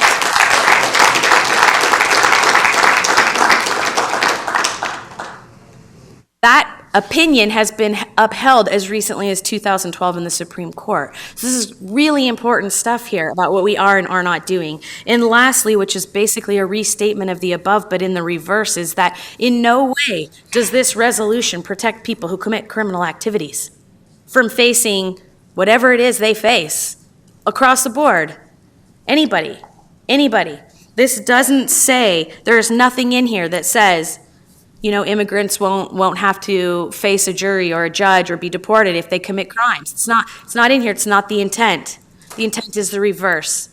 To honor a community that is not committing crimes. Their existence here is not criminal, and unless they choose to do something criminal, they won't be treated as criminals. That's the point. That's the point of the resolution. That should be easy to support for people who understand it, but this is an opportunity for us to collectively explain it to people who maybe haven't heard it defined the same way. So for me, that part's easy. It's hard to imagine something more traumatic than families being ripped apart. I too have been asked, by the way, by people, I think it maybe comes in the mom gene, to be a guardian for somebody. And there's just, the weight of that is just tremendous, that you would think, wait, what? That something would happen to you that I would take your child on, whether it's, deportation or death or fear, but that is a parent's worst nightmare, to be separated from your young child. So trying to do things to prevent that, in particular a resolution that I disagree with Councilmember Hansen on this one. This action, yes, sometimes putting money out there is proof that you care extra about it, but this resolution does something concrete too. It takes away a resource that the city has in terms of our law enforcement from this type of usage, and that is concrete in and of itself without $300,000 attached. So that's important on its own, in its own right. It has a great value. So District 1, what I represent, is home to the Mexican consulate. It is home to the most diverse school district in the United States of America. It is home to one of the top 10 most diverse zip codes in the United States of America. And it is important to me that as we move this forward, that it's not just about one group of immigrants, but all the immigrants in our region. There is a diversity of immigrant populations in Sacramento, something we can be proud of, but in moments like this, we need to be sure we understand that all are being served. Muslim populations, Sikh populations, Hispanic populations, Hmong, we could go on and on. It's Sacramento. We literally could go on and on and on. So the first piece of this, which it's all been grouped, the first piece is, to me, the easiest, the resolution, given the opportunity, though, to define it. The second piece is the legislative platform, which is normally for us, our process is that something goes through the Law and Leg Committee and then comes to us more vetted than this. I'm okay with adopting the legislative platform from the dais today, but it's not as polished as it would be if it had gone through that process, and people just need to recognize that.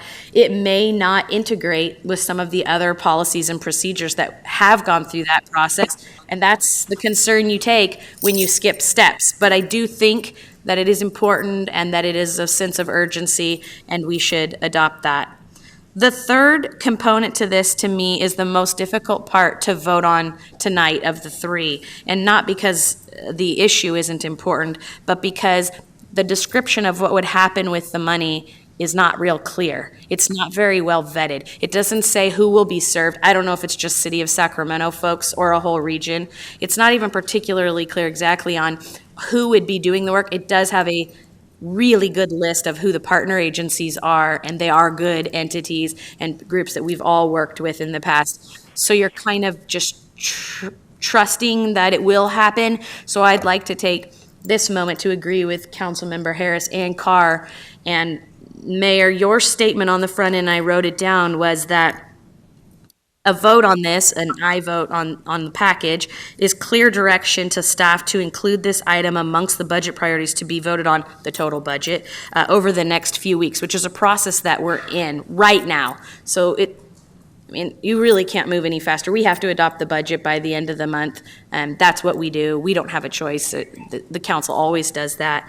So when it does come forward with the full budget, I too would like to see this a little bit more fleshed out so that I understand. For one thing, right now, somebody called my office and said, I heard you guys passed this and you had 300,000. Where do I go to get those services? I have no idea where to send them. And I don't know if it's going to make it to the Sikh community. I don't know if it's going to make it to all the communities. So I need to understand that better so that I can be a better advocate for my district and for the people who would be benefiting from the resources. That being said, and I think it's very close to what Councilmember Carr and Harris said, my hope would be that the funding goes a lot towards information, because information helps everybody. Everybody could use the information on what is and is not actually happening right now. And so, and I know there's a need for assistance too, but I don't quite understand what the breakdown is here and how people would engage, how they would get the help, where the 300,000 would go. And then, we can say 300,000 isn't very much, but I sat here last week and listened to Councilmember Warren ask for much less for a homeless camp, and this council turned him down. So we take these votes seriously. We take these votes seriously. Okay, we didn't take the vote last night. He was asked to find another location before the vote would happen for the funding. But my point is, we're now taking a vote on an item without knowing exactly where it's going to go, but because it's so important, we all want to do it. But we didn't do it last week. So I just think it's it's not fair in the balance of things to say that 300,000 isn't very much money. It is a lot of money. It's a lot of money to all of us. I hope it does good. I hope it serves us well, but let's don't act like it's not a lot, because we only get to spend 300,000 so many times before we're out of additional money. And there are lots of really, really important causes. I heard at least 2 people tonight mention human sex trafficking. It's an issue we haven't put any additional resources to, that comes up all the time in this council. Domestic violence, child abuse, all things that we haven't put additional resources to. I'm not saying we don't do this. I think we should, and I'm going to vote for it tonight. But I am anxious to see how it is used to our benefit to maximize additional resources. And the city of Sacramento is not an island. So where are our partners? Where are the other entities in this region who are also going to contribute $300,000? And I would like to ask the ad hoc committee that worked on this to make outreach calls to those other agencies. It's a 6-county region with 22 cities in it. Where are they? And by the way, we're working with the rural agency. We're not a rural county. So how about some of the rural cities and counties step in too and become our partners on helping the people and in our region who we all agree need a little extra help to sleep sound at night and know that they can be there tomorrow for their kids. So for me, I will vote yes tonight. I look forward to the report back at the budget time, and I think it's good work by the committee.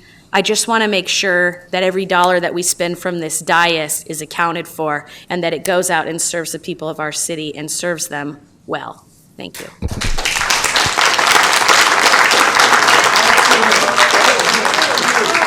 Thank you. Before I turn it to Councilmember Guerra, and then I'm going to have a comment, is Vice Mayor Jennings on the telephone? Would you like to make a comment? Vice Mayor Jennings is here. Can you hear me clearly? Yes, we do. Okay, great. I've listened to my colleagues, and I too want to give my thanks to the Safe Haven Task Force led by Councilmember Guerra. I want to thank him for his leadership. Arturo Sanchez, the Assistant City Manager. But most of all tonight, I want to thank the community and all the speakers for coming out to let us know how they feel and what they think is important in this wonderful city that we call home. And so I want to thank them personally for that.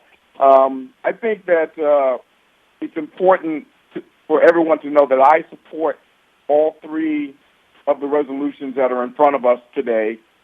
I know that the third resolution on the $300,000 might be slightly out of the budget process, and I understand that, but I do think we have a sense of urgency to relieve the fears from many of our families and to get this program up and going so that it does become a source of information for our families and their children in order for them to be able to have the stability that they're not going to be separated from their family, they're not going to be separated from their church, and they're not going to be separated from their schools or this wonderful city.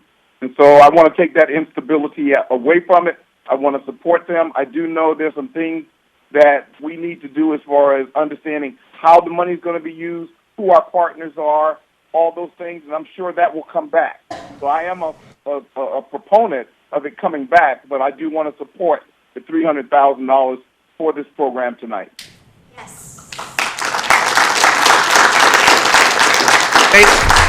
Thank you, Vice Mayor, for I know you're back doing, you were doing the city's business back in Washington DC with,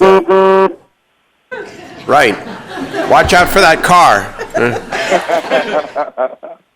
Here we go. We appreciate you participating in the meeting, of course, and expressing your point of view. Councilmember Guerra. Thank you very much, Vice Mayor, and thank you very much, Mayor. I don't know why I look up, but thank you very much, Mayor.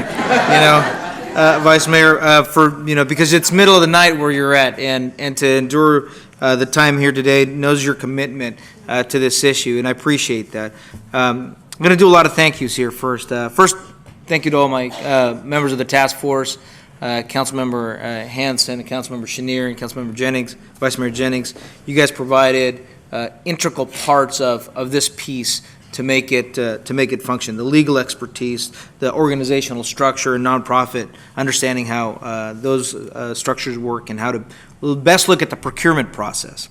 The task force that the mayor asked to be created was an impressive task force.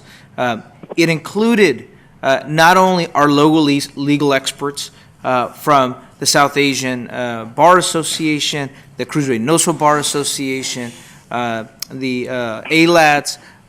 It also included two of our most premier institutions on jurisprudence, both UC Davis, and as a Hornet, I'm recognizing UC Davis, and also McGeorge Law. And we had the benefit of listening to Justice Kennedy this last couple of days, an alum of McGeorge Law, a product of that.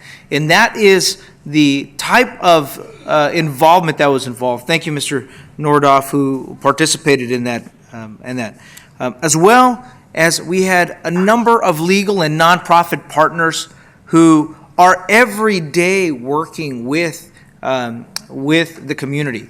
And to the concern about the CRLA Foundation, CRLA Foundation, Rural Legal Assistance, its history comes from working with rural communities, but it has helped everyone, even in urban communities and urban settings, and advocated for public policy that helps everyone, because that's been the fundamental. I think the beginning of the meeting today and the comments by Luis Cespedes, were very clear that this conversation Excuse me, Vice Mayor, if you're still on the phone, if you can mute your phone, please, from DC, I'd appreciate it.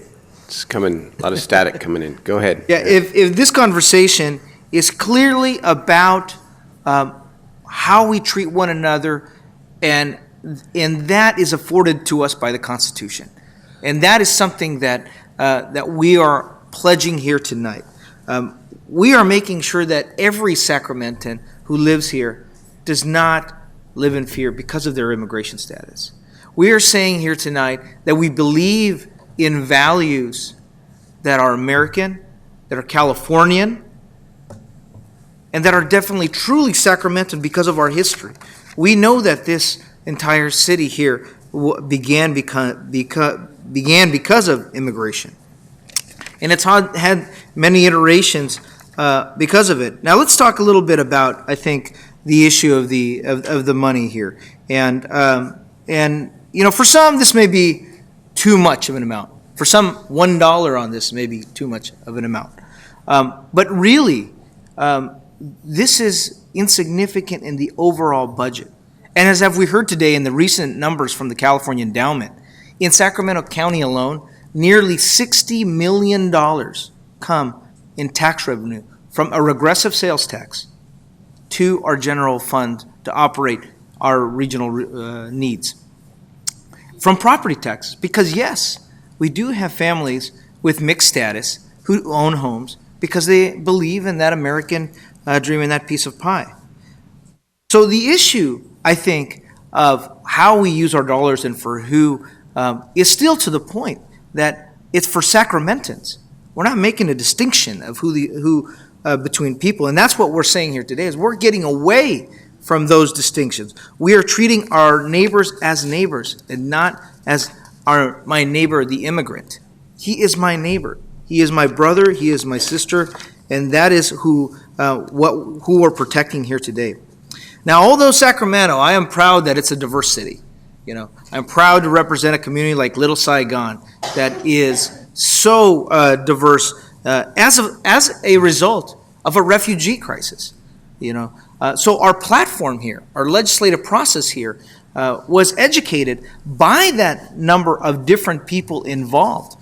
I mean, this process here, while it did not go through the traditional process, it was done because of a unique circumstance of the complexity of immigration in our country and in our own city. Immigration, unfortunately, has resulted in rhetoric and less about a true dialogue about how complex it really is, but yet how simple it is, just about treating one another as equals. Our history has suffered many mistakes in Sacramento and in our state. It's led to the Chinese Exclusion Act. How timely that we recognize that issue. It's led to the issues of redlining in our districts, in our cities, you know, where people can buy property. It's led to further Jim Crow's laws. It's led to the incarceration and the stripping of constitutional rights of Americans of Japanese descent because of their race. And what we're doing here today, again, with our platform, with our resolution, and putting money behind that, is saying that we do not subscribe to that type of thinking, that type of bigotry and policy, and that we will defend them from a policy standpoint and from an active standpoint. That $300,000 may not be, as some people say, what meets the needs. But this policy here, this policy today was constructed with the advice of our legal partners, folks like the Sacramento Food Bank, folks that are working on the ground as seed money to do more. As you heard earlier today, our Assistant City Manager talked about the Vera Institute and how we can leverage this small amount, modest amount of seed money to do a lot more. And yet I hope that our city of Sacramento becomes an inspiration for other cities to be bold and willing to take that stand and protect all of their residents. Because it has been when we accept the diversity that we advance, that we've made strides. If you talk about the number of engineers, the number of new companies, the number of things that have come out, they've come from not only our ingenuity here as citizens, but they've come from the ingenuity of residents and willing to accept them. You know, when I was a college student at Sac State, I remember going to class with a lot of ingenious people who were undocumented. And the sad thing is, we had every obstacle in the way to keep them and to use that brilliance for our state. And that's a travesty, and that's a loss to our city. And I think by not making a bold move on that, we continue to lose those stands in our city. You know, I'll say that from a personal standpoint, I want to thank all my council colleagues for your comments. You have all inspired me by the personal commitment and the willingness to discuss this issue. You know, having been and grown up through the deportation of the 80s, and remember living that clear fear and being here today, you know, tells me that there is hope, that we will continue to fight for those rights, and that we have leadership in this city to do that. But today, there are so many kids and families that, just like I was in the 80s, have that same fear. And by voting on this today and moving forward and making sure that we can construct this program, we can alleviate that fear. A kid who is hungry, a kid who is malnourished, and a kid who lives in fear will never succeed in school, and we will lose out on that social capital. I'll just end by saying that, you know, a lot of little pieces were put in there. Council Member Jennings brought up the good point to make sure that our resolution included the piece of criminal activity and making it clear that we are here to protect working families. And to the complexity of the law and the resolution. This resolution strengthens our case in the courts in case of the federal government wanting to go after cities who believe in the Constitution. This, although it may be more complex, we are taking a proactive measure to be defensive and to set a policy now that we can join the amicus brief and join cities in saying we are partners in this to protect our residents. I'll end by saying that I couldn't be a prouder day today than to seeing everybody vote for this in a unanimous vote. And with that, Mr. Mayor, I know you've got comments again, but I ask everyone for their aye vote. Thank you.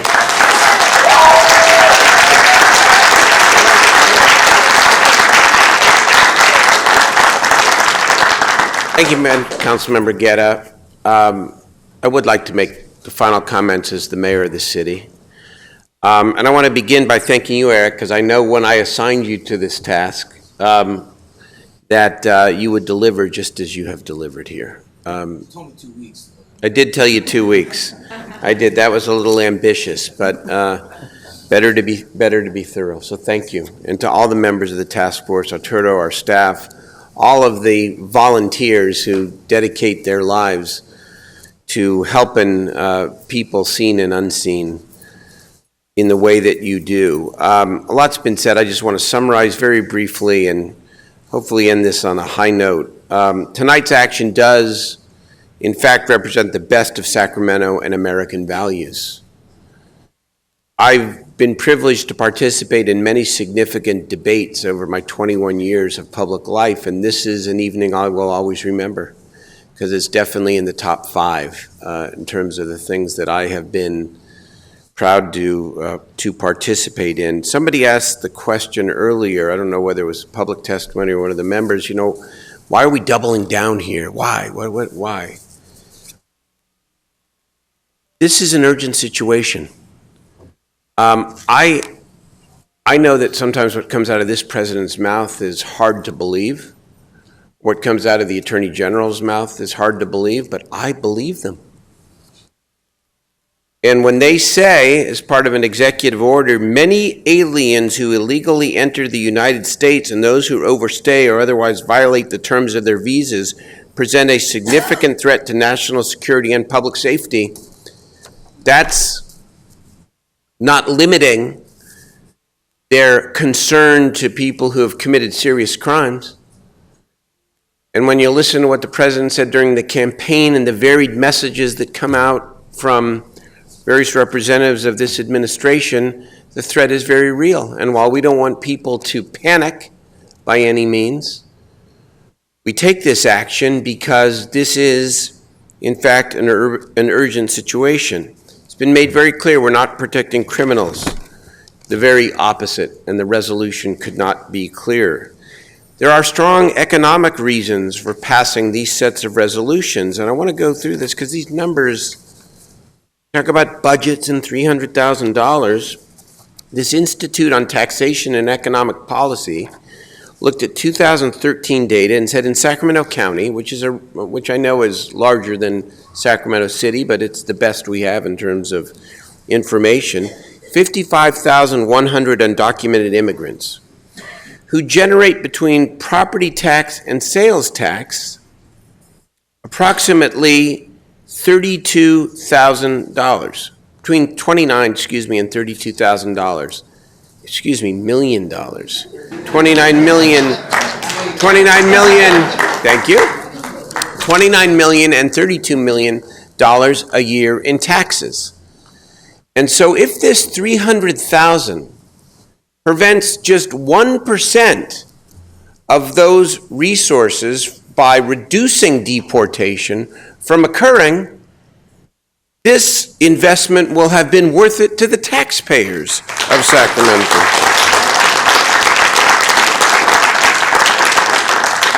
The argument that I know we hear from some constituents, Councilmember Harris referred to it, and you hear it all the time. Why are you sanctioning people who are why are you supporting people who are in the country illegally? And somebody said it, and it's worth repeating. We are talking about kids. We are talking about dreamers who came to this country, quote, undocumented and have gone to school and are now the best students in our higher education system. We're talking about working people, law-abiding working people. And politicians, loathe the politicians who point fingers, but the facts are the facts. That if we had any form of comprehensive immigration reform, those undocumented, law-abiding people would be the first to sign up and gain legal status here. So don't talk about illegality. It's only the failures 3,000 miles away that have prevented the 51,000 people, or most of the 51,000 people, from attaining legal status. And finally, most important, because this is at the heart of it, throw around economics, throw around legality. Certainly the Constitution matters, and the sanctuary city ordinances, et cetera, they are unconstitutional, violative of the 10th Amendment, et cetera. But at the core, Steve Hansen said it, everybody has said it in different ways. This is, in fact, a moral issue. One of the great cliches, I suppose, but great sayings of all time is those who forget history are condemned to repeat it. And the late Elie Wiesel said something that has always stuck with me, that the opposite of love is not hate, because you kind of know who the haters are. The opposite of love is indifference. And so we could say there are other priorities. We could say this is a lot of time on a council evening. We could say there are many other things to work on. What's more important than ensuring that people who are threatened, people who are scared, people who just want to be part of us, that we provide them the protection, the legal protection, and the support that they need. I can't think of anything more important in a moral city.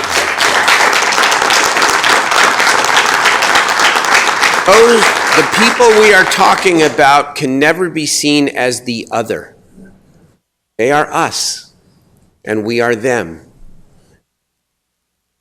Because, but for the grace of God, there goes I, and we, in our history, or in our individual lives, or in our people's history, have often been on that other side. So this is a good moment. And it's a proud moment to be a Sacramentan. Mr. Sanchez, you want to reiterate the resolutions, and then if, given the sentiment I have heard, I think we can vote on them all together with the understanding that we will bring back the MOU as part of the budget process. That's fine. And we'll make sure that we sign off on this formally when we pass the budget June the 13th. Yes, sir. For the purposes of clarity, the discussion included the potential of bringing back a scope of services and outline and essentially of what the MOU would look like.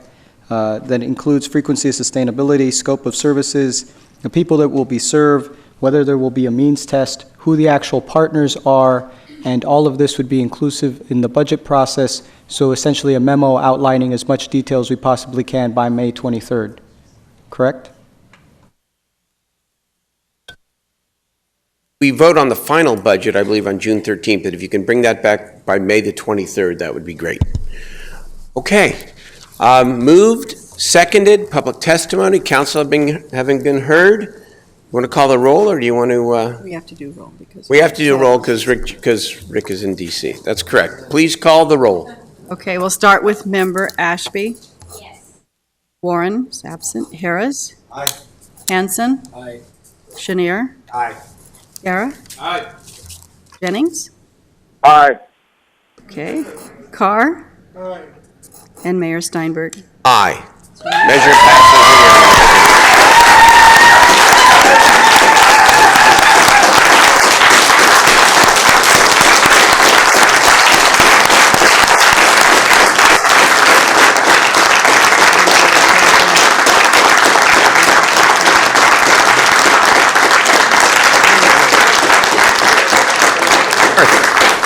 Thank you all very much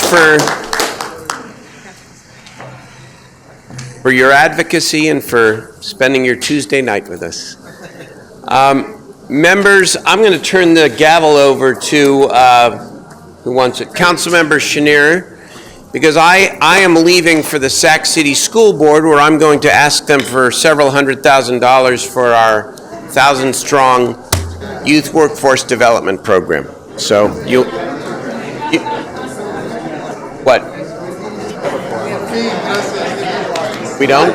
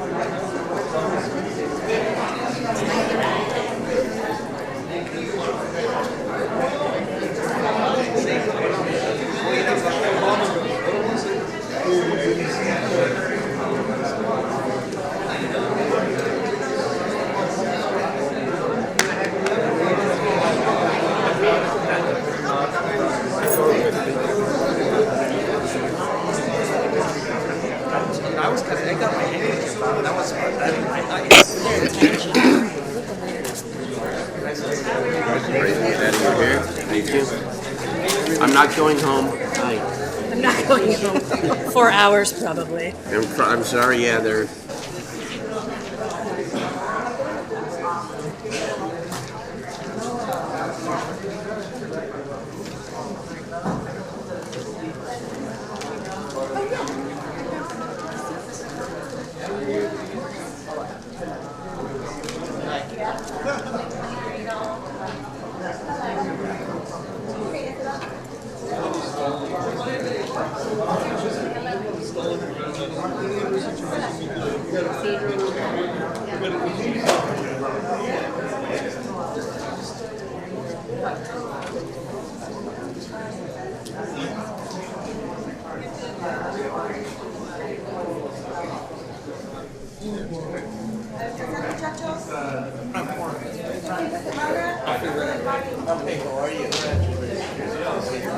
Eric, you might be able to get done quick. Let's see. Okay, we're going to finish the meeting, so if you could take your conversations outside. There are a couple council members and the mayor who are trying to get to another meeting, so if we could get through our public comments, that would help us get across the city a little bit faster. So, clerk, would you call them 3 at a time, and then if you hear your name, if you could come towards the front, sort of create a line, and we're going to stick to 2 minutes on the dot, so keep an eye on the clock so that we can get through them. All right, thank you. Okay, Robert Copland is first, then Eric Frame, and then Wanda Desiree Rojas, Braden Murphy. I don't see Robert, so Wanda, go ahead and come on down. If he walks in, we'll... Oh, okay, go. Yep, good. Go ahead. Robert, Wanda, and who was the third?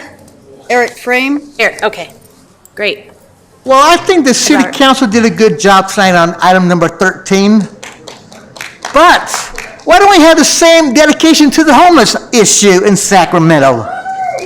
And I'd like to see every one of you come up with a better plan than Mr. City Council Member Warren has. Prove me wrong, but I don't think you can do it. And as far as Donald Trump, we should drain that swamp. Because it's getting larger all the time. I mean, Donald Trump's got to be one of the worst presidents been since I've been alive, and I'm 54 years old. Thank you. Thank you for your comments. Wanda? Thanks for coming down, too. Faster. Yeah. Well, I want to say this. I thank you for helping the immigrants. I think of all, it's like Mayor Steinberg said, or one of you guys, I think, I could be wrong, I may be quoting, that without our immigrants, we have no, we don't have, the people that are employed, they'll do the job that most of us Americans won't do. And that's shameful on our part. But I am very proud of what this council has done today. Very proud of all of you and the hard work that you guys did. And thank you, Eric, for being the leader on this. And but I do, it's like what everybody else is saying. I'm glad that you guys are embracing this. But can we please try and embrace our homeless population, because they are our own people too. And I think that there's probably just as many homeless out here as there are illegal aliens. And I think that what we need is to walk hand in hand with everybody. Yes, I think we need to get rid of Trump. He's what they say, a Trump card. He does not do his job. Thank you. Thank you very much. Eric. Following Eric is Desiree Rojas, Braden Murphy, Jessica Murphy, Mac Worthy. Great, and again, if you can kind of Hello. come towards the front. Thanks for doing that too, Eric. No problem. Let's see. I don't know. It's quite frustrating for me to just keep coming here and it week after week, and I just see a lot of hypocrisy, you know. We still have a no camping ordinance up and running. It's murdered humans, and yet we're sitting around talking as if we're such moral beings, at least you guys. But, you know, it's frustrating. Mr. Carr, you rarely get people talking to you, I'm sure, from the Post. Last week you said something about Russia hacking the election. I would ask for you to refrain from spreading lies and propaganda, please. There's zero evidence of Russia hacking the election. However, there's a lot of evidence of the Democratic Party rigging an entire primary election. A lot of evidence. So just keep that in mind before we start spreading propaganda. It's kind of dangerous, I think, at this time. I did not make any statements about Russia or anybody else hacking an election. You did. You mentioned it last week. It's not in the jurisdiction of the city. It's something that shouldn't be discussed in city council meeting. Okay, so just keep your comments general to the whole council, which is the rule. You can say one of you said or something like that, but keep your comments general to the rest of us. I did stop your time so that you didn't lose any. Go ahead and finish, please. You did mention Russian hacking last week, so Go ahead and finish your comment. I'm using my public comment to spread the truth. The Russians didn't write the emails. Neither did the Pizzagate children. You mentioned sex trafficking and child trafficking as well. That is a huge deal we got going on. You know, there's a giant pedo ring, international. Got a lot of grips into a lot of people, you know, and it's pretty sad, isn't it? 83 children go missing every hour in America. 83 every hour. That's a lot. And we can't be standing up here giving people standing ovations while 83 children are going missing every hour in the USA. Thank you for your comments. Braden? Madam Chair? Yes. I stand corrected. Last week, I did say that there were a lot of people that I thought we could take a resolution on. Yes. Kim Jong-un, the Russians for hacking the election, those people who kidnapped the kids in Africa, that there were a lot of people we could take resolutions. So I did mention that. I stand corrected. Thank you, Councilmember Carr. Great. So darn, we made clear on the rules, so I can't specifically give a comment. It might be breaking the rules to say there was a certain lady on the council who spoke the truth tonight and spoke really honest about what's happening. We need to at least know where the money's going. There's chronic issues with the homeless, and that was really refreshing to hear somebody talk to people in a normal tone, as a normal person, in a normal voice. And that is, in my personal opinion, the sad reason why Trump was elected, is because he talked to people in a more normal way, and people were tired of the doublespeak that politicians do. So it was really good to hear a certain councilwoman speak so honestly to people, and that's really refreshing. And the one thing that is very confusing about it is there's so many good words spoken tonight. We don't want to have people feel stressed that they could be committing a crime. We want people to feel safe. This is exactly what the homeless people want, and exactly what the problem in the anti-camping ordinance is. It is exactly how they feel. It is the exact same thing.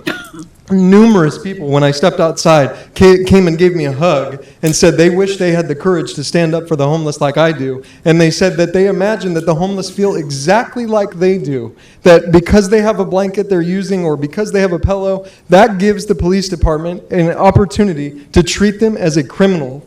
They feel the exact same way. And there's gaslighting that goes on amongst this council about that we don't want to criminalize homelessness. While at the same time, numerous members of the council say we need to use it as a tool for the police. It is intentionally being criminalized so that the police can use it as a tool. And that is just so inhumane. And we're calling Sacramento a city that wants to treat people with dignity. The camping ordinance needs to be done with, and we need to figure out a way to handle homeless people who are out of line and not be able to criminalize them just because they're homeless. Thank you. Thanks for your comments, Braden. Jessica?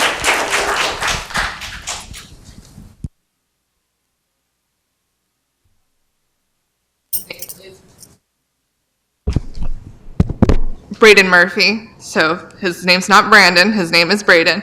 Also, I want to point out that council members shouldn't call out audience if they're shaking their heads and not yelling, because I find some council members very disrespectful.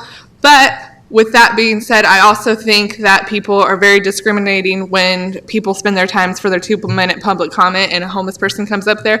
It's catch and go whether or not one of the team members of your guys' team will go up to a homeless person and ask if they can have help or not. So there's like, if they're going to spend their time, a homeless person's going to spend their time sit in city council, risk their shelter, that someone of your staff should go up to that person and say, is there any assistance that we can do for you tonight? That's like just a small thing.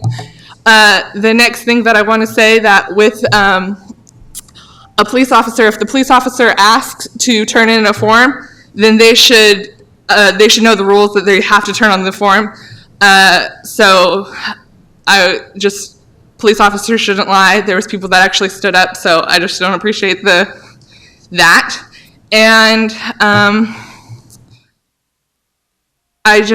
Loaves and Fishes is great, but you should really be in the neighborhood and deal with the homeless people because they're human beings. And if this continues with the disrespect and people not talking, then you're leading yourself into someone's going to create a protest. Thank you. Thank you for your comments. Hackworthy? Hack still here? I don't see him. No. James Clark, and then Pastor Gainsborough. Great. And who's after Pastor Gainsborough? Okay, Pastor Gainsborough, you're going to close out for us tonight after Mr. Clark. I'm very happy tonight with the passage of the previous resolutions. It shows that there is a capacity for compassion within our city council.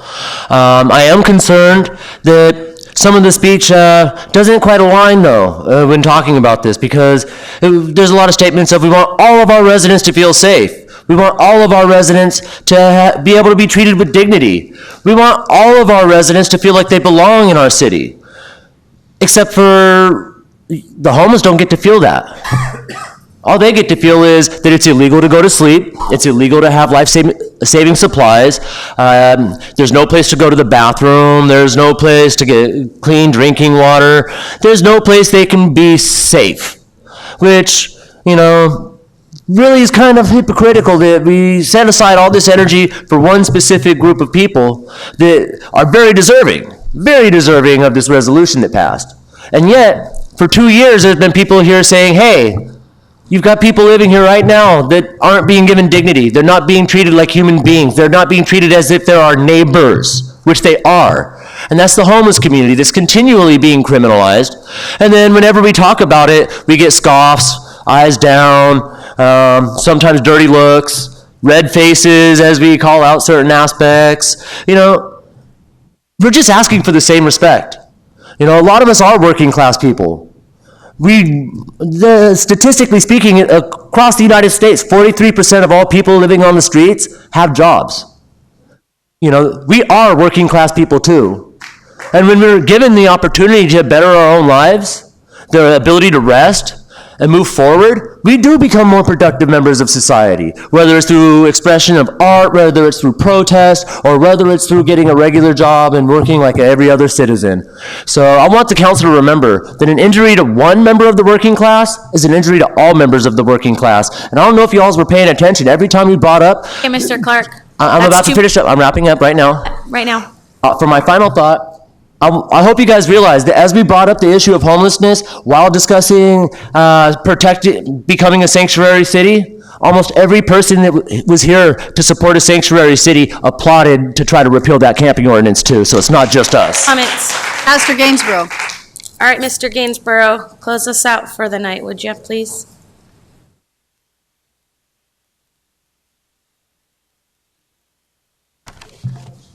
I'm glad that the council and the mayor approved the proposal, Resolution 13. I think it was needed.